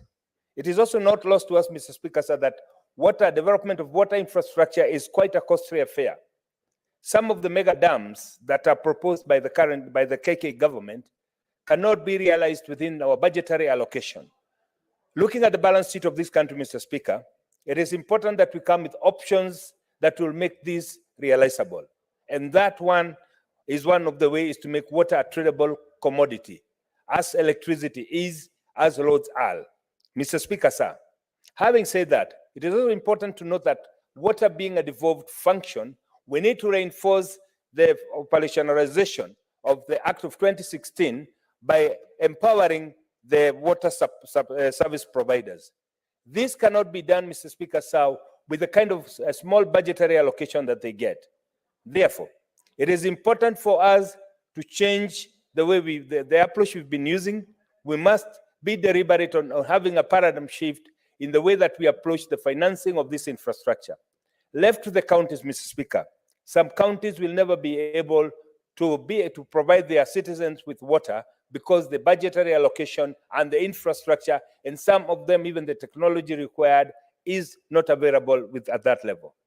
Therefore, Mr. Speaker, it is important that we come up with a law that will ensure that the national government is able to provide the bulk water, and this can then be transferred now to the service providers who can then be able to liquidate it for consumption.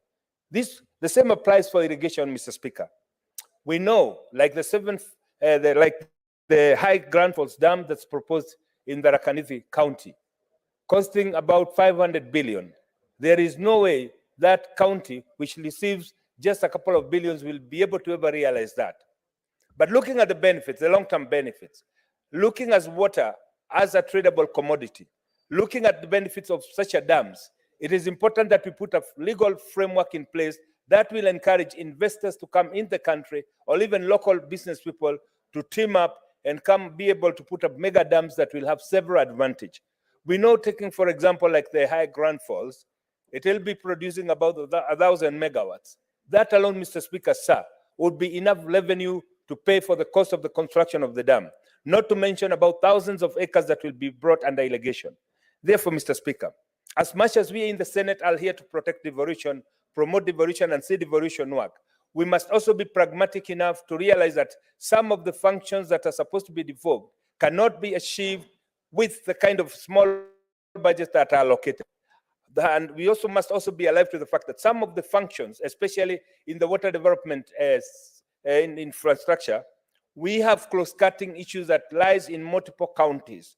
The mega dams, like now the one, the High Grand Falls, will serve several counties. Therefore, putting a legal framework in place that will be able to govern the construction and later the repayment of the cost of the dam needs to be anchored in a law. This, Mr. Speaker, sir, can only be done if we amend the act as it currently constituted to introduce other factors. However, we must also hold at the back of our mind that the function of water being devolved, that the role of the county government is well enhanced, well anchored, while also ensuring that the county governments will leap from the tradable water commodity. Mr. Speaker, sir, I support with amendments. Thank you. Next is Senator Olekina Ledama.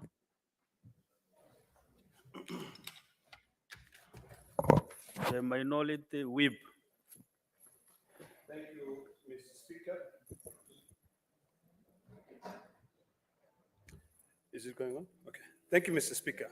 Mr. Speaker, I rise to make some comments, which I hope will lead me towards drafting some amendments to this bill, which in my view has been crafted to be able to commercialize a commodity that is given to us by God for free. Mr. Speaker, I sit in the Public Investment Committee, where we interrogate waterworks, we interrogate water service providers. So I'll be speaking with experience when I comment on this bill. If you read the objects and memorandum of this bill. Sorry, Senator Rekina. Senator Manzo. Senator Manzo. Senator Manzo. Senator Kajwang. You are kindly consulting law tones. You're interrupting those contributing to this important bill. Honorable Rekina. Thank you, Mr. Speaker. Thank you, Mr. Speaker, for your protection. Mr. Speaker, as I was saying, I sit in the Public Investment Committee, where I get an opportunity to interrogate water service providers, waterworks bodies, in line with the Water Act 2016. Mr. Speaker, when you read these amendments, which are brought about by the majority leader of the National Assembly, there's a lot that needs to be desired. Mr. Speaker, why am I saying that? If you read the object and memorandum of this amendment, it is purely to operationalize the public-private partnership of the water bodies or the water resource. When you read the Constitution, water is devolved. There is nowhere in the Constitution that says that water should be a matter that is dealt centrally. And the framers of the Constitution, Mr. Speaker, were very right, because only local people will be able to understand the specific needs of water of their own people. If you now take the powers from the county governments and you bring them to Nairobi, number one, there will be a lot of bureaucracy. People will not be able to make decisions in terms of the needs of the water. Number two, Mr. Speaker, I've heard my good friend, the chair of energy, saying that county governments will not have budgets to be able to deal with these issues. Mr. Speaker, when you talk about the issue of bulk water management, if there's water in Murang'a County and the people of Nairobi are benefiting from that water of Murang'a County, because we are the house that defends devolution and the framers of the constitution, unless my good chair wants to amend the constitution, the framers of the constitution devolved water. The best thing we can do is to empower the county government of Murang'a to ensure that they sell that water to the people of Nairobi. It is not quantum physics. It is very simple. You have bulk water. If you have dilapidated infrastructure, I will fix my infrastructure up to the borderline. You want to collect my water, Mr. Speaker, collect it from the borderline, go and distribute it to your people. This business of creating these authorities, which are really bankrupting this nation. If you go to all state departments, Mr. Speaker, right now, it is not that the national budget gives them so much money. Most of them are given loans by the World Bank. They are given loans by the IMF. They are given loans by other development agencies for them to be able to go and sit somewhere in Naivasha and make decisions about people in Narok or how much water they should get. Mr. Speaker, we are missing the point here. This is not only unconstitutional, but it is creating bureaucracies on managing everything, Mr. Speaker. Mr. Speaker, this Kenya Kwanza government really shocks me. You know, every time I sit down here and I read, you know, you look at, even if this bill was due, or this act was due to for it to be amended. Olekina, there is a point of order from Senator Derito John Kinyua. What is your point of order, Senator Kinyua? Mr. Speaker, I have listened to Senator Olekina, who I respect so much. I don't know why he's casting. Which is standing order that you are using to Mr. Speaker, Senator Wamatinga, when he finished his statement, he said with amendment. So I don't know, he's not agree. What is your point? Which is standing order now are you using to prosecute? Standing order number 110, Mr. Speaker, that if what Matangi said, he's just agreeing with him because he's assuming that Senator Matangi made a mistake. Well, Senator Matangi is very Senator clear Wamatinga. with Wamatinga. sorry, with all respect. Senator Matinga. No, yeah, I'm sorry, it's Senator Matinga. Senator, it's true, Mr. Speaker. But Senator Wamatinga was very clear when he said he's supporting with amendment concerning the issue of water is devolved. He's very clear about devolution with water, Mr. Speaker. I just want clarification so that he doesn't want to assume, he doesn't want to say that Senator Wamatinga does not respect water is devolved, Mr. Speaker. Senator Olekina, proceed, and if you have to clarify, I don't know, I did not. Thank you, Mr. Speaker. Mr. Speaker, my point is very clear, and I just want to be very, very clear. You know, we are debating, so it's for me to either agree or reject.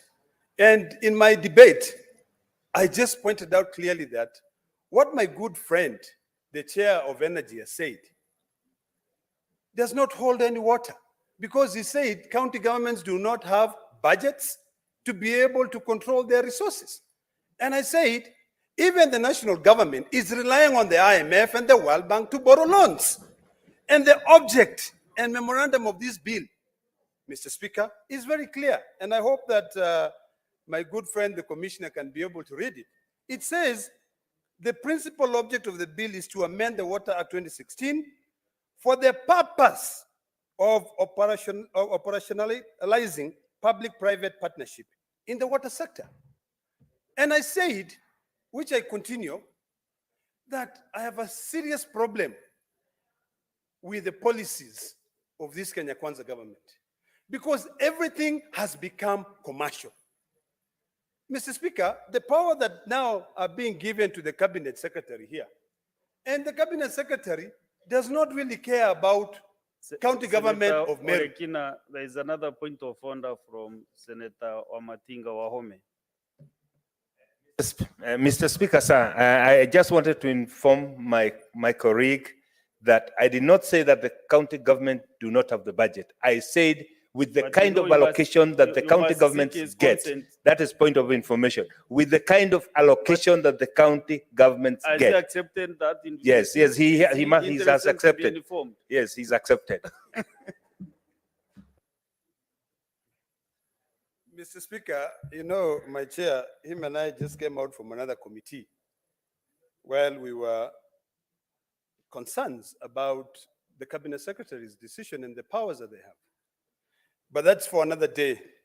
Let me try and summarize my points as follows. Mr. Speaker,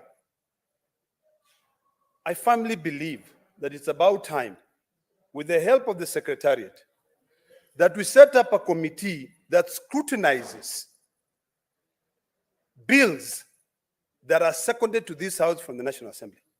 And I say that because of the experience of the bills that we send from this House to the National Assembly. Most of the bills that we send from this House to the National Assembly, some of them either do not get concurrence, and those that get concurrence are not prioritized. In fact, most of the time, they are sent to the budget office for them to look at it. They look at the implication. So I think in the same spirit, we should also be looking at the constitutionality of legislation proposals that are brought from the National Assembly. We should not be quick to debate them and to pass them. Because the first thing we should have seen is that the Constitution, under Section 4, Roman numeral number 11, that county governments, the county public works and services, including water and sanitation services, are devolved. So unless you're telling us that you're going to amend this constitution, or you're going to throw this constitution out of the way, there's absolutely no way that these amendments will be able to hold.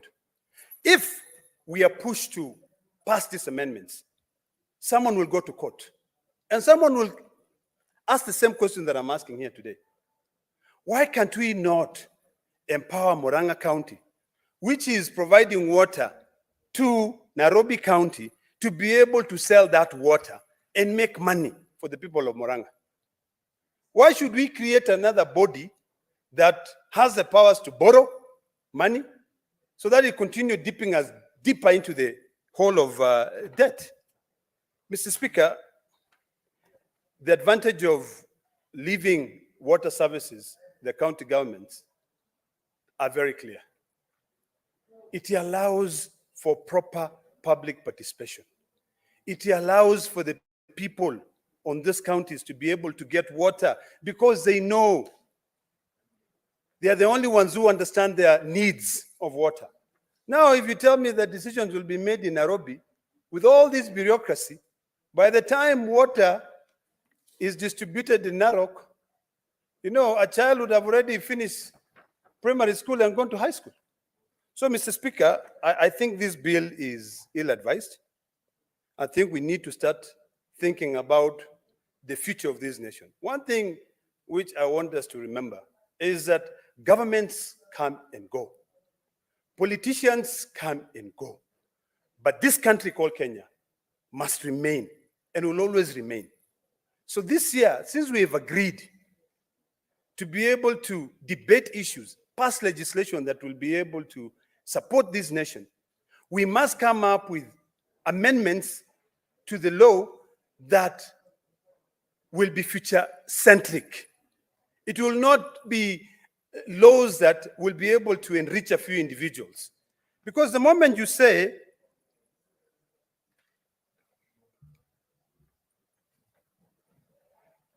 that you are now going to empower, because it says that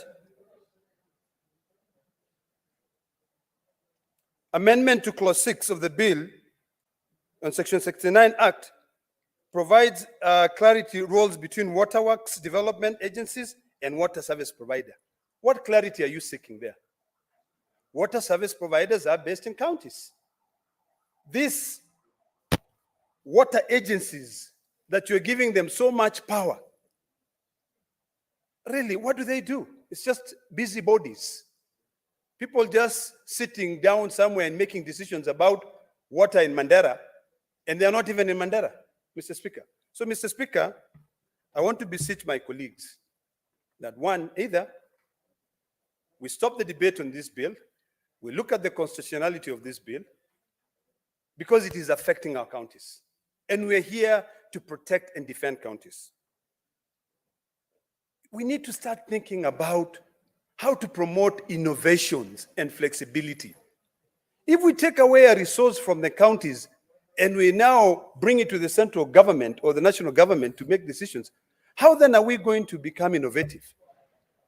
How are we going to promote, flexibility in terms of managing water resources, which are based locally?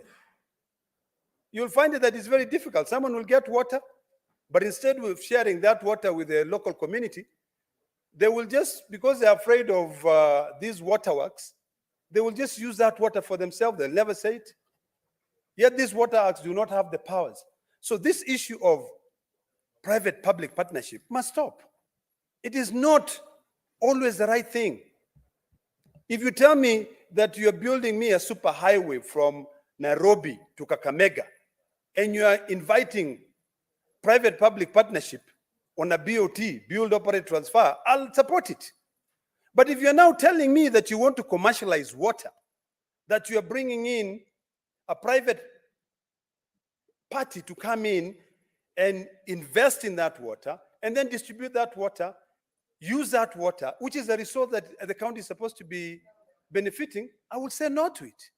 Because you will say you'll actually just throw away innovation. We keep on talking about not having jobs in this country. So instead of these 47 heads of counties sitting down together and saying, how do we manage this resource?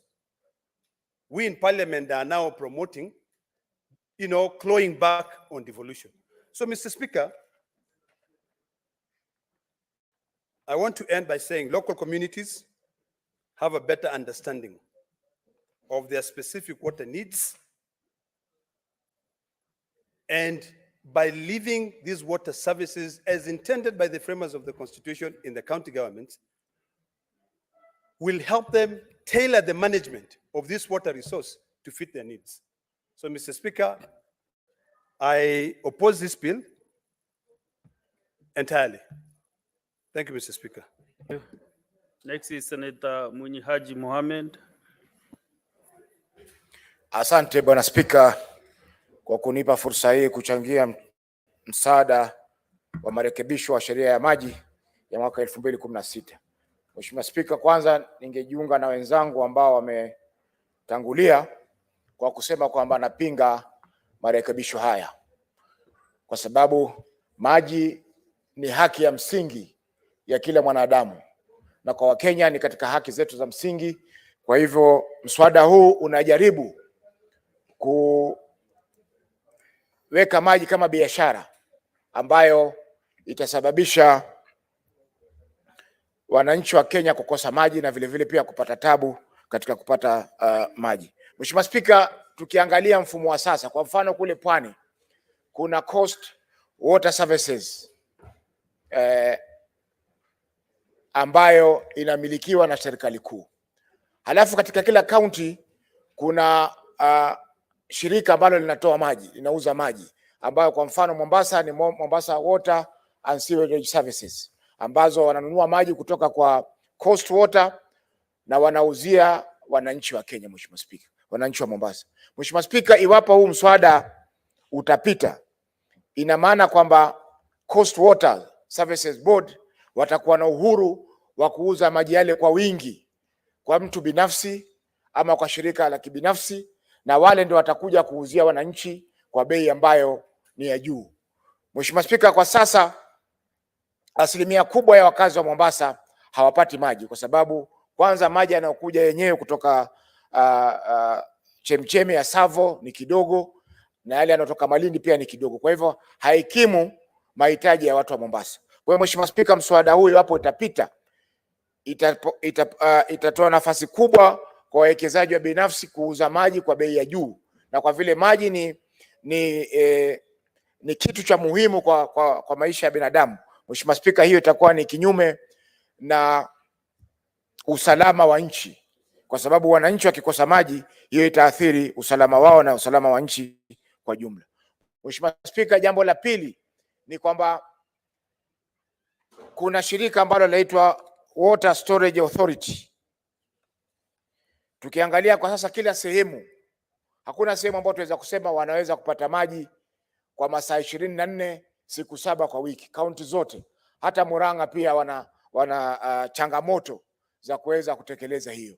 Kwa hiyo Mheshimiwa Spika, twaunda shirika la kuhifadhi maji, kustore maji, litakuwa na kazi gani Mheshimiwa Spika? Tukiangalia kwa mfano kule Pwani, chemichemi ya Savo imekuwa hivyo, ina pipe moja kutoka 1945 ilipoanzishwa mpaka sasa 2024.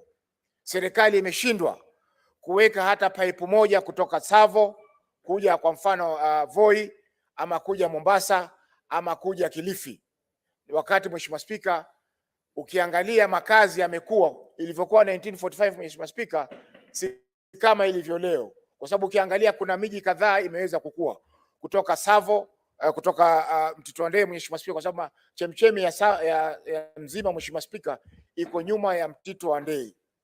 Kwa hivyo kutoka hapo Mheshimiwa Spika, tukiangalia barabara mpaka Mombasa, kuna miji mingi ambayo imeweza kukua kutoka 1945 mpaka sasa, na wote hawa wanategemea pipe moja hiyo ya Mzima Springs. Kwa hiyo Mheshimiwa Spika, hakuna haja ya kuwa na shirika ambalo litakuwa linahifadhi haya maji, kwa sababu tumeona kwamba kwa sasa hakuna maji ya kutosha ya kuweza kuhakikisha kwamba kila binadamu au kila mwananchi na wanyama pia katika mbuga zetu za wanyamapori wanapata maji ya kutosha kwa matumizi yao. Mheshimiwa Spika, napinga mswada huu na nitakomea hapo. Asante kwa kunipa fursa hii.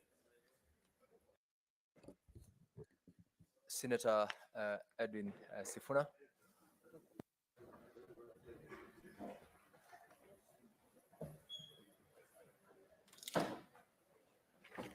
Thank you, Mr. Speaker. Allow me to begin by stating that I stand to oppose the bill in its entirety. I will start with the principal object of the bill, Mr. Speaker. I have a problem with the principal object of the bill. The principal object of the bill is stated to be operationalization of private-public partnerships in the water sector. Mr. Speaker, we in Nairobi here have had a taste of perhaps the most famous public-private partnership in the country today, and that is the expressway between Mlolongo and Westlands. Many of the people who can afford to use a toll road will tell you that it has improved their lives. But for the many people in Nairobi who cannot afford to pay toll, I can tell you that the feedback is that the expressway has actually made commuting between Mlolongo and Westlands on the old road extremely difficult and even harder than it was before the expressway was built. Mr. Speaker, this is in addition to a debate we had here last year, where the public had to fork out extra money. I think it was about 19 billion shillings for the rehabilitation of the old Mombasa Road. This is after the private partnership was already in operation and the people with money were enjoying the services of the expressway because they could afford it. Mr. Speaker, I am not against privatization per se, and privatization is not bad in every instance. But I honestly believe that there are some sectors and some things that we should not privatize because of the negative effect it has on the public sector delivery of those same services. I remember when privatization of education began, and many will argue for and against privatization in the education sector. But the general consensus, at least from my perspective, is that it has had a negative effect on service delivery in the public sector. Mr. Speaker, it is also arguable whether privatization of healthcare has resulted in better services, especially in the public sector. Anytime you introduce commercial interest in essential services, Mr. Speaker, the public service, the free service always suffers. So here we are discussing privatization in the water sector. Privatization in the water sector, for me, is undesirable for many reasons. But, Mr. Speaker, those who said water is life knew what they were talking about. If you cannot afford water, you basically cannot afford life. If we're going to be made to pay for life, which is essentially what we are being told is going to happen with the privatization of water, then we are making life itself more expensive and more unbearable. I will give you the example of the water demand in Nairobi, Mr. Speaker. As of March 2022, our daily demand in Nairobi is 810 million liters per day. Mr. Speaker, this is against the installed supply capacity of 550 liters a day. We have a deficit of 260 million liters for the residents of Nairobi. Now, you imagine, Mr. Speaker, a situation where at least this 550 million liters of water a day is assured, not even assured, at least it is there on paper for the people of Nairobi. Now, with the passage of this bill, because it is assured because it is in the hands of the public sector, it is in the hands of Nairobi City Water Sewerage Company, which is an entity owned by the county government of Nairobi, which is an entity that belongs to the people of the county of Nairobi. Now, this bill passes and it says that a private entity, people with capacity and money, people with muscle, can be able to come and say, out of the 550 liters of water that Nairobi gets a day, we have the cap of that amount of water. Say 200 million liters per day goes with the private entity, empowered them to do through the bulk purchases that are being proposed in this amendment. What that does is that the public can only rely on Nairobi Water to supply 300,000 liters of water per day, because 200,000 are now in the hands of a private company. Then what happens to that private company? Those private companies will not prioritize the majority of the people of Nairobi who cannot afford to buy water, even at the current rates that have been imposed by the Nairobi City County Water and Sewerage Company. Mr. Speaker, you will be commercializing life itself in this city, so that those with the capacity to buy the water, just like the people who can be able to afford to fly over the poor on the expressway in Nairobi are doing right now, will be able to purchase all the water that is available in Nairobi, and the people will suffer, the ordinary people who are the majority in this county. Mr. Speaker, this is why I'm saying that this is one of those areas that should not be commercialized, that in fact it is an essential service. You must distinguish between essential services and other services. The people of Nairobi can survive in traffic, but you cannot survive without water, Mr. Speaker. Number two, there is no provision, having painted that picture, Mr. Speaker, there is no provision that will then determine that or put in place a mechanism for equity. Yes, you have the financial muscle to buy all the water in Nairobi, but should we allow you to do it because you have the capacity to do it? What happens to all the other people who are not able to be loaded onto this private entity that will be supplying water? So the equity mechanism, I don't see it in the bill. It would have been nice if they were told that for you to get that commercial enterprise, you must develop extra capacity. Extra capacity has to be developed first before we give you contracts to supply water commercially. But if they are coming to eat into the already or the current installed capacity, which I've already demonstrated to you, already has a deficit, then we're going to have problems, Mr. Speaker. Thirdly, Mr. Speaker, I had opportunity to have a conversation at some point with the Director General of the Nairobi City Water County, Water and Sewerage Board, Engineer Muguna. And he tried to explain to me, now that this is already a scarce commodity, how do you determine who gets water and who doesn't? And there is a very complex matrix that they use there, Mr. Speaker. Of course, you will see that they will prioritize important security installations. They will prioritize the CBD because they want to encourage businesses to happen. You don't want major conferences happening at, say, the KICC, international conferences, and then there's no water in the CBD. You don't want to have a situation that you don't have water at your international airports, for instance. You have seen the outrage that follows when there's a blackout at JKIA. The same for water, because it's an essential commodity. And then you come to the regions in Nairobi. Who gets water on which day? who doesn't get water on what day, because we are already facing a deficit, Mr. Speaker. So this commercialization, I believe, is going to make Engineer Muguna's work even worse. If you take away any single drop of water from the capacity that is installed right now, the people at Nairobi Water are going to have a problem on who gets water on which days and who doesn't get water. And there are going to be people who will not get water at all, simply because the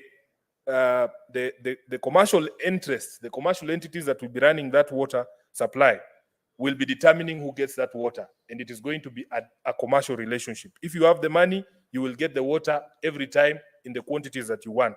But if you're not able to afford, you're on your own. Fourthly, Mr. Speaker, there is a concern about the loss of revenue to the entities that are owned by the county government. Mr. Speaker, loss of revenue also translates to loss of jobs. Many workers currently working at the county-owned water services companies are concerned, Mr. Speaker, that once you shift a bulk of the supply of water to private hands, there is no guarantee that their jobs will continue to be tenable. It is very possible that we are staring at job losses. And there is no mechanism in the bill, as currently drafted, Mr. Speaker, to ring fence or to protect the people currently working at Nairobi Water and Sewerage Company, so that after these commercial contracts have been signed, after the water is now in private hands, after these private companies are the ones running the water business, is there any guarantee that the people working for the Nairobi County Water and Sewerage Company will continue to be in employment? I have not seen that assurance in the bill. Lastly, Mr. Speaker, the question of infrastructure that has been touched on by some of my colleagues. We have already worked and invested a lot of money as a county in Nairobi to put in place the infrastructure, not just for the collection of water, but actually for the distribution of water. Is there any provision in the bill that assures us that the commercial interests, the commercial companies, once they take over the bulk water, will develop their own distribution infrastructure? Will that infrastructure be flying on top of our existing infrastructure the way that the expressway does? What is it going to do to the infrastructure that already exists? If there are disruptions in service because of ongoing construction of parallel infrastructure, who is going to bear the cost of repairs? Are we going to be told again as taxpayers in Nairobi to bear the cost of repairs to our existing infrastructure because of construction of new infrastructure, just like we were told to bear the cost of repairing the old Mombasa Road? I have not been assured in the current bill that any of those things have been thought about. Mr. Speaker, I had my governor, Johnson Sakaja, just recently in a church service, saying that we have secured as a city 15 billion shillings for new water projects, which is to increase the capacity of the city county to be able to provide this precious commodity. I don't know where that leaves us. Is this 15 billion shillings supposed to be for the people of Nairobi, for the development of the capacity of Nairobi City Water and Sewerage Company? Or we are doing this so that we can be able to enable private entities to come in as suppliers of water? Mr. Speaker, there's a project that is ongoing called the Northern Collector Tunnel. At the completion of the first phase, we're expecting an additional 140 million liters of water per day. That is going to maybe dent the deficit of 220 million liters a day by about half. There is still need for development of further capacity for the people of Nairobi to enjoy water on a daily basis in the quantities that they desire. What is going to happen if this bill becomes law? Mr. Speaker, I want to stop there because I am not convinced. I am not convinced, in addition to the questions raised by my colleagues about the fact that this being a devolved function, the national government is overreaching. It's overreaching in its attempt to manage the water sector, yet the fourth schedule of the Constitution specifies water and water services as a devolved function. Therefore, Mr. Speaker, with those few remarks, I stand to oppose the bill in its entirety, and I've heard people telling us that if you are unhappy with provisions of the bill, you can bring amendments. I am one of those people who has brought amendments to bills that I thought were unfavorable, unconstitutional, and overreaching in their provisions. but those very same amendments have been defeated here. And the question I'm asking myself, how do you amend something that is fundamentally flawed from the beginning? I want to convince my colleagues that please don't tell us to amend something that is unconstitutional. You don't amend something that is unconstitutional to make it constitutional. You throw it away, you throw it out. That is the only solution for unconstitutional provisions of a bill that, such as the one that we are dealing with here. I thank you, Mr. Speaker, for the opportunity. Thank you, Senator Sifuna. Senator Roba.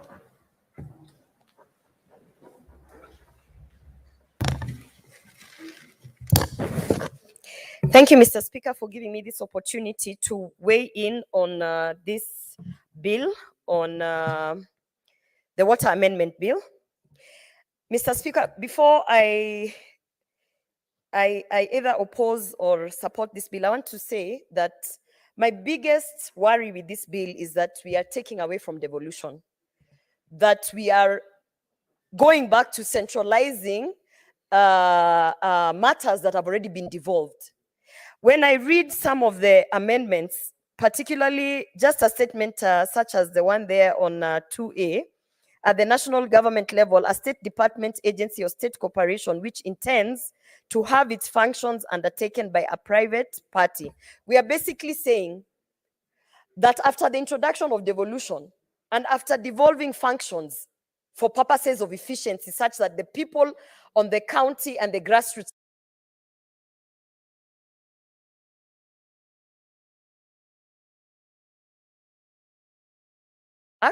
these matters, and not only are we centralizing it, it's also we want to commercialize it. Now, do I have a problem with it, with water being commercialized? I don't think the problem is water being commercialized. The question then becomes, by commercializing this service, are we actually bringing the cost down? Are we ensuring that now all the Kenyans in every single part of this country are receiving the water? That is the main question, because some people will say we don't want to commercialize it. But if you look at some of the things that we're dealing with under Kenya Power, we are always pushing to have it commercialized so that we can have competition, so that we can have so many other players to bring down the cost of electricity. So commercializing it is not the problem. The problem is, are we actually, in the guise of making amendments, centralizing back powers that have been devolved and making the provision of water more expensive? Because when I read through this proposed bill, I tend to have a feeling that we are trying to even move it closer to the problems such as the KPLC problems that we have right now. I believe, Mr. Speaker, that provision of basic needs, water included there, being a basic need, we must ask ourselves whether we are amending for the interests of Kenyans or whether we are amending for the interests of very few players in a commercial space, Mr. Speaker. I have heard Senator Sifuna talking about the investment that national governments and even county governments have put on infrastructure for provision of water. It takes me back to a time when we have been able to see certain individuals using government offices to go and give crazy proposals to seek loans for purposes of investment of infrastructure for whatever field. In this particular point, this agency that we want to create will have the power, the mandate to go out, seek loans, stating that they want to bring development in terms of infrastructure of water. But then how do we account and how do we make sure that those loans do not, trickle down to now the mwananchi? At the end of the day, you'll be told, now maji imepanda, the water has gone up because of the loans that we took on infrastructure. I think if we're talking about ensuring that water provision is being is effective down to the grassroots, then let us talk about all these amendments, but from a grassroots and a devolved perspective, such that if we're talking about having PPPs, private-public partnerships, let us talk about PPPs on a county, on a devolved unit, so that we are not losing the water service providers in terms of now centralizing them back to a national government and then having them negotiate with national government on provision of water to their people.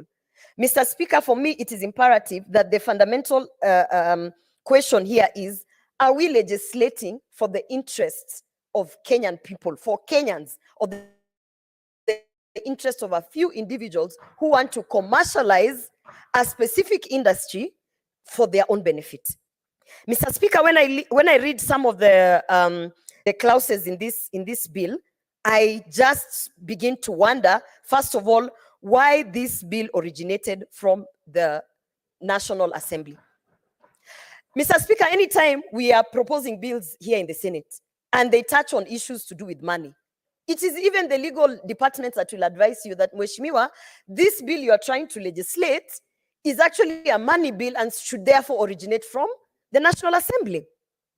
In that same spirit, I am wondering why there is a bill that is touching on devolution and county assemblies originating from the National Assembly. Yet, the Senate is mandated to oversight issues on county assemblies and devolution. So it also, I then question whoever, and with all due respect, because we are all legislators, why did this bill originate from the National Assembly? This is something that we should have been, as senators, been allowed to discuss at the Senate, because it touches particularly on devolved functions and on county assemblies and county governments, so that we can say, okay, yes, we need to make the space of water provision efficient for Kenyans. So let us sit down as legislators who are oversighting county governments and devolved units and talk about how to make water provision more effective for Kenyans. So, Mr. Speaker, I think having said that, when I stood, I was not sure whether I was supporting or I was opposing. I actually stood, I said, you know what, let me just speak my mind, and then maybe at the end of it, I will know. But the more I speak and the more I put my points there, I know that this is a bill that has been fronted by the majority leader, and but I want to say that, Mr. Speaker, respectfully, I oppose this bill. Thank you.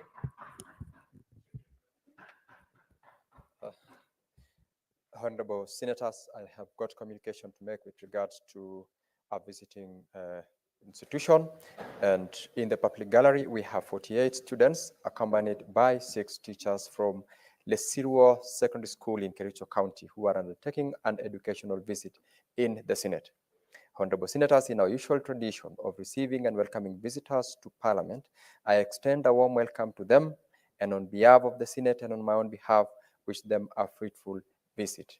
I thank you, and I would request the Majority Whip on behalf of the Senator for Kericho to also, under 1 minute, welcome the delegation.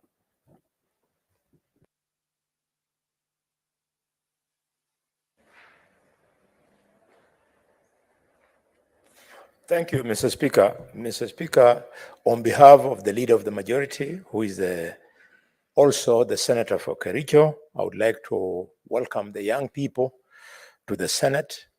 I know you're going to miss him. You would have loved to see him debate. He's a very good debater here. And on his behalf, I want to assure you that you come from a unique community, a sporting community, and as young children, I'm sure many of you would have wanted to run like Kelvin Kiptum. The entire Senate is also mourning with you young people from that area, and we wish you well. I hope one of you will fit the large shoes of Kiptum, the late, because you still have the DNA of running. Not that I envy you, I also come from a community with the DNA of playing soccer. So, Mr. Speaker, my pleasure, and I wish the young people well and a good stay in the Senate. Thank you very much. Thank you very much, Senator. Majority Whip, Senator Osotsi Godfrey Atieno, sorry.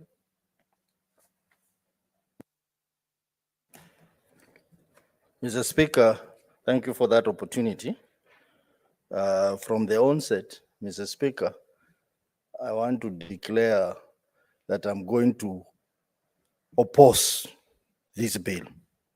Mr. Speaker, I have had an opportunity as the chair of the County Public Investment and Special Funds Committee to have audit review sessions with over 80 water service providers in this country. And my committee has done a wonderful job to try and deal with the challenges that we have noted. And the challenges are not just management challenges, but also we have other challenges, which if addressed, will be able to sort out the problem we have had with the water provision in our counties. In these review meetings, Mr. Speaker, we have noted that the water service providers in our counties were seen to be autonomous from the county government because the Ministry of Water was dealing directly with the water service providers and overlooking the county governments. But we have been able, Mr. Speaker, successfully to take away ownership of these water companies from the boards of those water companies to the county governments. And Mr. Speaker, this has had a great effect on the issue of provision of water. One example, Mr. Speaker, a county where water service provision was being managed badly was your own county, Mr. Speaker. The other one was Muranga County, where cartels were running water companies without the involvement of county government. We have been able to take it back to the county government and made a raft of recommendations on how these water companies should run. Mr. Speaker, when I read this bill, all that efforts that we have done as a committee are going to waste because this bill tries to do the contrary.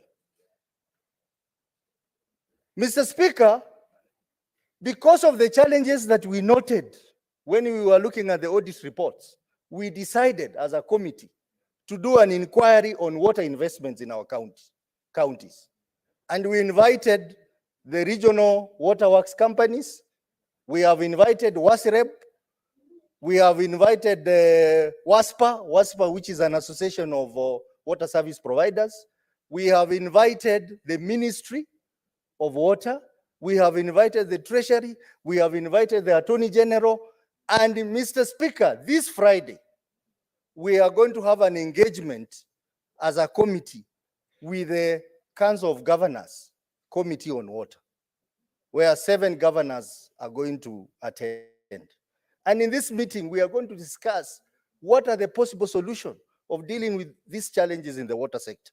But Mr. Speaker, I'm surprised that this bill is being rushed in this House, whereas a committee of this House is seeking solutions which it will bring to this House for debate. And this bill is running contrary to what we are doing. I want to give you an example, Mr. Speaker. We have the regional waterworks companies. We have the Rift Valley Waterworks, Central Rift Waterworks, North Rift Waterworks. We have Northern Kenya Waterworks. We have Lake Victoria North and the Victoria South. We have Coast Water. We have Tanathi. We have Athi Water. Mr. Speaker, I want to say in this House, following our engagement with this waterworks company, this regional waterworks company are a waste to this country. What they do, Mr. Speaker, is that they only sit there to write proposals to get funding from donors. Then once the money comes, they build water projects without the engagement of counties, and then they purport to hand over those water projects to counties just a mere letter. And in those agreements, governors are not involved in negotiating those agreements. It's only the treasury. The Ministry of Water is involved, but the counties are not involved. And then they come and build waterworks, then they leave them there idle, or they hand over to themselves. Mr. Speaker, we have found out that the loans that were taken by these water companies have never been repaid. Billions of money. They have never been repaid. But what this bill is doing is simply giving those companies more powers. More powers in bulk water supply, more powers in even doing what county water service providers are supposed to be doing. So as Senator Sifuna is saying, we are going to see a situation where water service providers in the counties are going to die. People are going to lose employment. And now, effectively, it will mean that the regional water works companies, which belong to the national government, will basically be doing 100% work of providing water in our counties. Are we going to sit here as a Senate to approve this fraud? Of course, no. Article 96 of the Constitution empowers us to protect counties. Mr. Speaker, and I want to implore my colleagues, if we pass this bill here today, we will basically be saying this country does not need the Senate. We better go home. If we can allow ourselves to pass this bill, that is the verdict the people of Kenya are going to say about us. Mr. Speaker, the issue of bulk water supply. Bulk water supply cannot be a national government function only. Allow the counties to develop capacities to do bulk water supply. But this bill simply limits that to the national government by giving that role to the regional waterworks authorities and the storage water authority. Mr. Speaker, when you talk about privatization, we all support privatization. But we must know that public-private partnerships are not cheap, they're expensive. So what we are going to see is a scenario where the cost of water is going to shoot up. It's going to go up. The moment we pass this bill, that is what is going to happen. Mr. Speaker, this House exists to protect devolution. But the biggest enemy of devolution in this country, and I want to say it today, is the bureaucrats in government. They are the ones who scheme to bring such bills to this House. If you are not careful, you pass them. But once you pass them, you are passing corruption. The billions of money that Kenyan people have been forced to borrow on those water projects that have not been paid, this bill is going to sanitize that. Mr. Speaker, I would request my colleagues, if you allow, that this bill be stood down. Allow the committee that was doing this work to bring a report to this House, read it through, see the challenges, look at the solutions, then we can look at this bill. And I'm sure, Mr. Speaker, you are going to appreciate that this bill is the worst bill I have ever seen since I started working as a member of parliament. It will not just take water provision to the national government, but it's going to create worse problems in the water sector. When you say the regulation of water, which has been done by this WASREB, and we have had problems with the WASREB, because WASREB is regulating water, but is a national body which is being financed by water service providers which are in counties. They don't receive any budget from the exchequer. They don't receive any exchequer from the national government, but they are financed by the water service providers which are based in counties. And now you are saying that these people are now the ones who are going to license who provides bulk water. including private companies. And at the same time, they're being financed by county governments. Mr. Speaker, we have to relook at these things in totality and make the right decision. And I believe the right decision is total rejection of this bill. And we are not talking politics here, my colleagues from the other side. It is not politics. This is basically one devolution, which every senator here, regardless of which political party brought you to this house, you have a role to protect devolution. Number two, we do not want to be part of the mess that the Senate that passed this motion has created more mess in the water sector than resolving the problems. Mr. Speaker, allow us to go and handle the engagement with the COG and do a report which we will bring to this house that members can go through, and it is going to be the best guide to deal with this challenge that we have before us because of having an engagement with over 80 water service providers and also the various entities in the water sector so that we give you the best way forward. Mr. Speaker, I oppose. Thank you so much, Senator Osotsi. I call upon Senator Abbas Mohammed. Honorable Speaker, thank you for giving me the opportunity. Actually, it's a very unfortunate situation. Yesterday when I was talking here, I said devolution is under attack. And one of the team that wants to capture this house is the leadership in the National Assembly. It's a very unfortunate situation that the National Assembly now become a renegade to the welfare of Kenyans. That bills have been hashed, and actually it is actually detrimental to the welfare of Kenyans. Water is a very essential service, commodity. It's a natural gift from God. We don't object to commercialize it, but unfortunately, how it is done is not acceptable. Because water is totally devolved function. We have got over 20 water agencies in this country. We don't even know what they do. They use a lot of taxpayers' money. And as rightly said by my colleague Osisi, they get loans, the money is misused, and nobody is paying it. It is the taxpayers' money is actually being held in custody. And I don't know when we're going to pay that money. Now, the thing I'm seeing now, the only thing remaining to tax or to commercialize is the air we breathe. Because everything is being commercialized.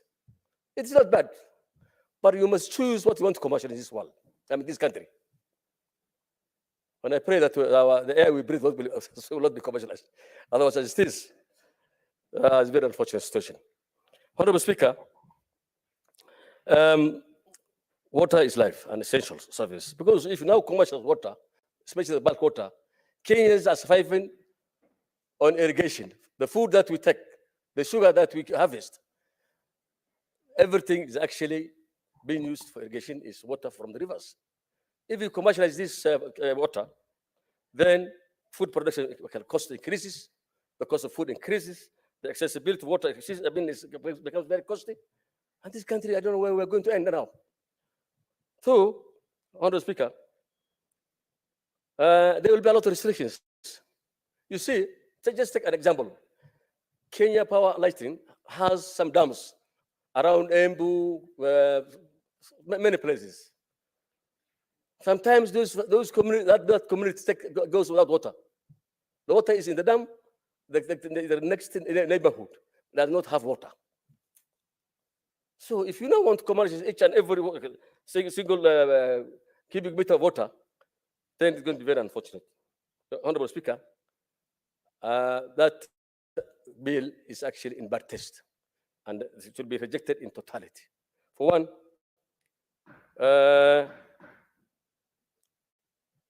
I am coming from a pastoral area. Tomorrow, when you say that the bulk water will be commercialized, my animals can't access the river. We cannot afford to pay. We can't afford to pay water. Animals will die. Yeah?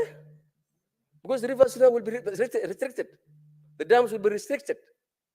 So we're going to miss water for animals. Because now it's been actually, we're complaining of drought and all these things. Tomorrow, when water is commercialized, then I think the most disadvantaged people will be my own community who keep animals at large numbers. And about 20% of the Kenya now thrive on those animals. Therefore, you know, we have been told that we're going to build low-cost housing. It's a very good idea. Yes, that's so that Kenyans can access affordable houses. What is happening today? Houses have been demolished. People are missing their own houses. The same houses that have been constructed, is not going to the poor. It is not going to the owner of the house that you demolished. So what are you doing? So this is actually unfortunate, a very, very unfortunate situation. I think there's a lot of affinity for commercialization. Yes, we have no problem if it's going to bring development. But you must actually digest whatever action the government is going to take. And I want to tell our colleagues in the National Assembly, stop being renegade to this country, that they want to take and run with everything.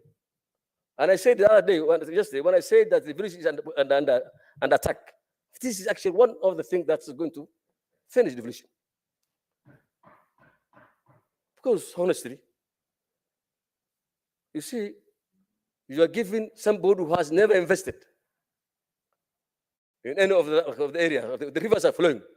The labs have been done in Wajir, and done in Nyeri, in Muranga, and everywhere. Then somebody just comes with a bag of money, takes over the water, he benefits out of it and makes a business out of it, billions out of it. This is what's happening in the housing business. The low-cost houses, the government land is taken, it is not valued, it is not costed, it is just taken freely. Somebody builds a house, he sells to you again. So what are we doing here? Therefore, Honorable Speaker, I think, you know, I was just talking the other day, I was looking at a TV, it was what's happening now in Israel and Gaza. The Gaza cannot even access the rivers. So if you give to a commercial person these rivers and these dams you're talking about, then you will never access water again. You can see what's happening in Nairobi. We are thriving on water business. This city does not even have, the water is there, is flowing. The water is there, available, but this is commercialized. So everybody has bought a water buzzer, the taps are closed, and then we're buying water at a very expensive cost, I mean, a high cost. So with those few remarks, Honorable Speaker, I beg to oppose this motion, this bill. Thank you. Thank you, Senator Abbas. Calling upon Senator Muma Catherine.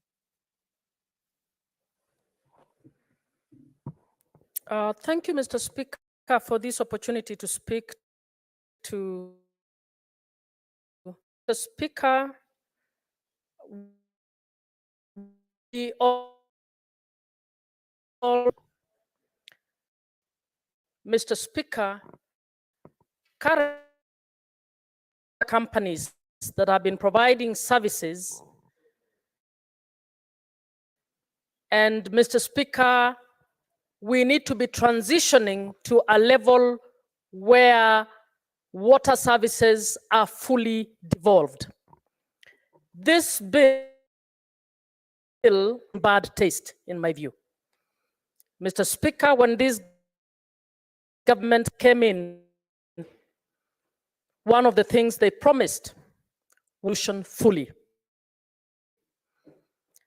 And Mr. Speaker, I want to say to our team in the majority side that this bill does not support devolution. In fact, it reverses devolution. Mr. Speaker, I am a vice chair in the Devolution and Intergovernmental Relations Committee. One of the things we've been trying to do, department in charge of devolution, to actually churn a way out in which we can establish between national government and county governments. My suggestion is that this, I can see my chair, Honorable Abbas is there. It will be important to pass some to the national government around the issue of devolution. Otherwise, we will keep passing laws that are going to be stopped in courts. And then the courts will be under attack for failing or stopping the implementation of laws, and yet they will have done their job to protect devolution. Mr. Speaker, this law is one such law that requires that we have a proper conversation. It is purporting to bring in matters PPP, but this country has a law on PPP. A law that itself needs actually to be amended because it has. Honorable Senators, we may rise. It is now 1 p.m., time to adjourn the Senate. The Senate therefore stands adjourned until today, Wednesday, 14th of February, 2024 at 2:30 p.m.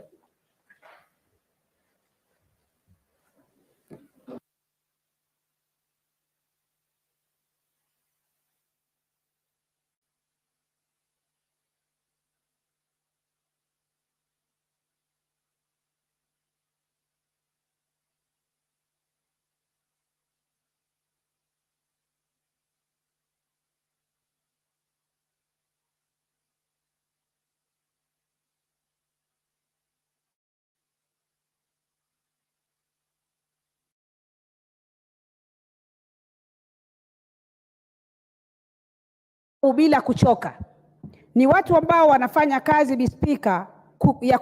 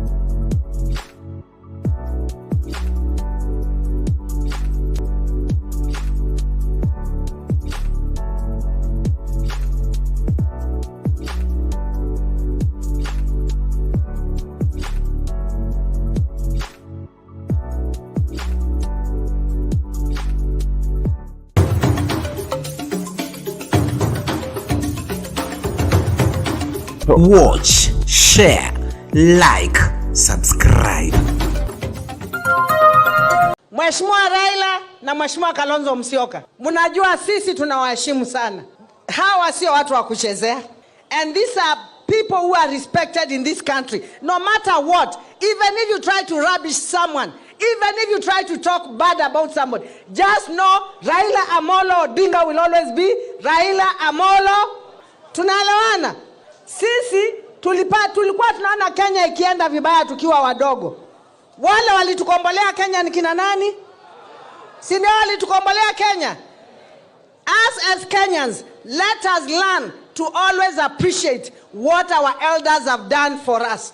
Kama sio wao, hata pengine sisi kama kina mama hatungekuwa hapa, hatungekuwa magavana nikiwa na Mheshimiwa Wanga hapa, si ndio? Kwa hivyo mimi nawaambia mahali mumeshikilia Mheshimiwa Kalonzo Musyoka na Baba Raila, shikilieni. Don't give up on Kenya. Don't give up on Kenya. Eldoret Airport, and I need anyone to challenge me on this.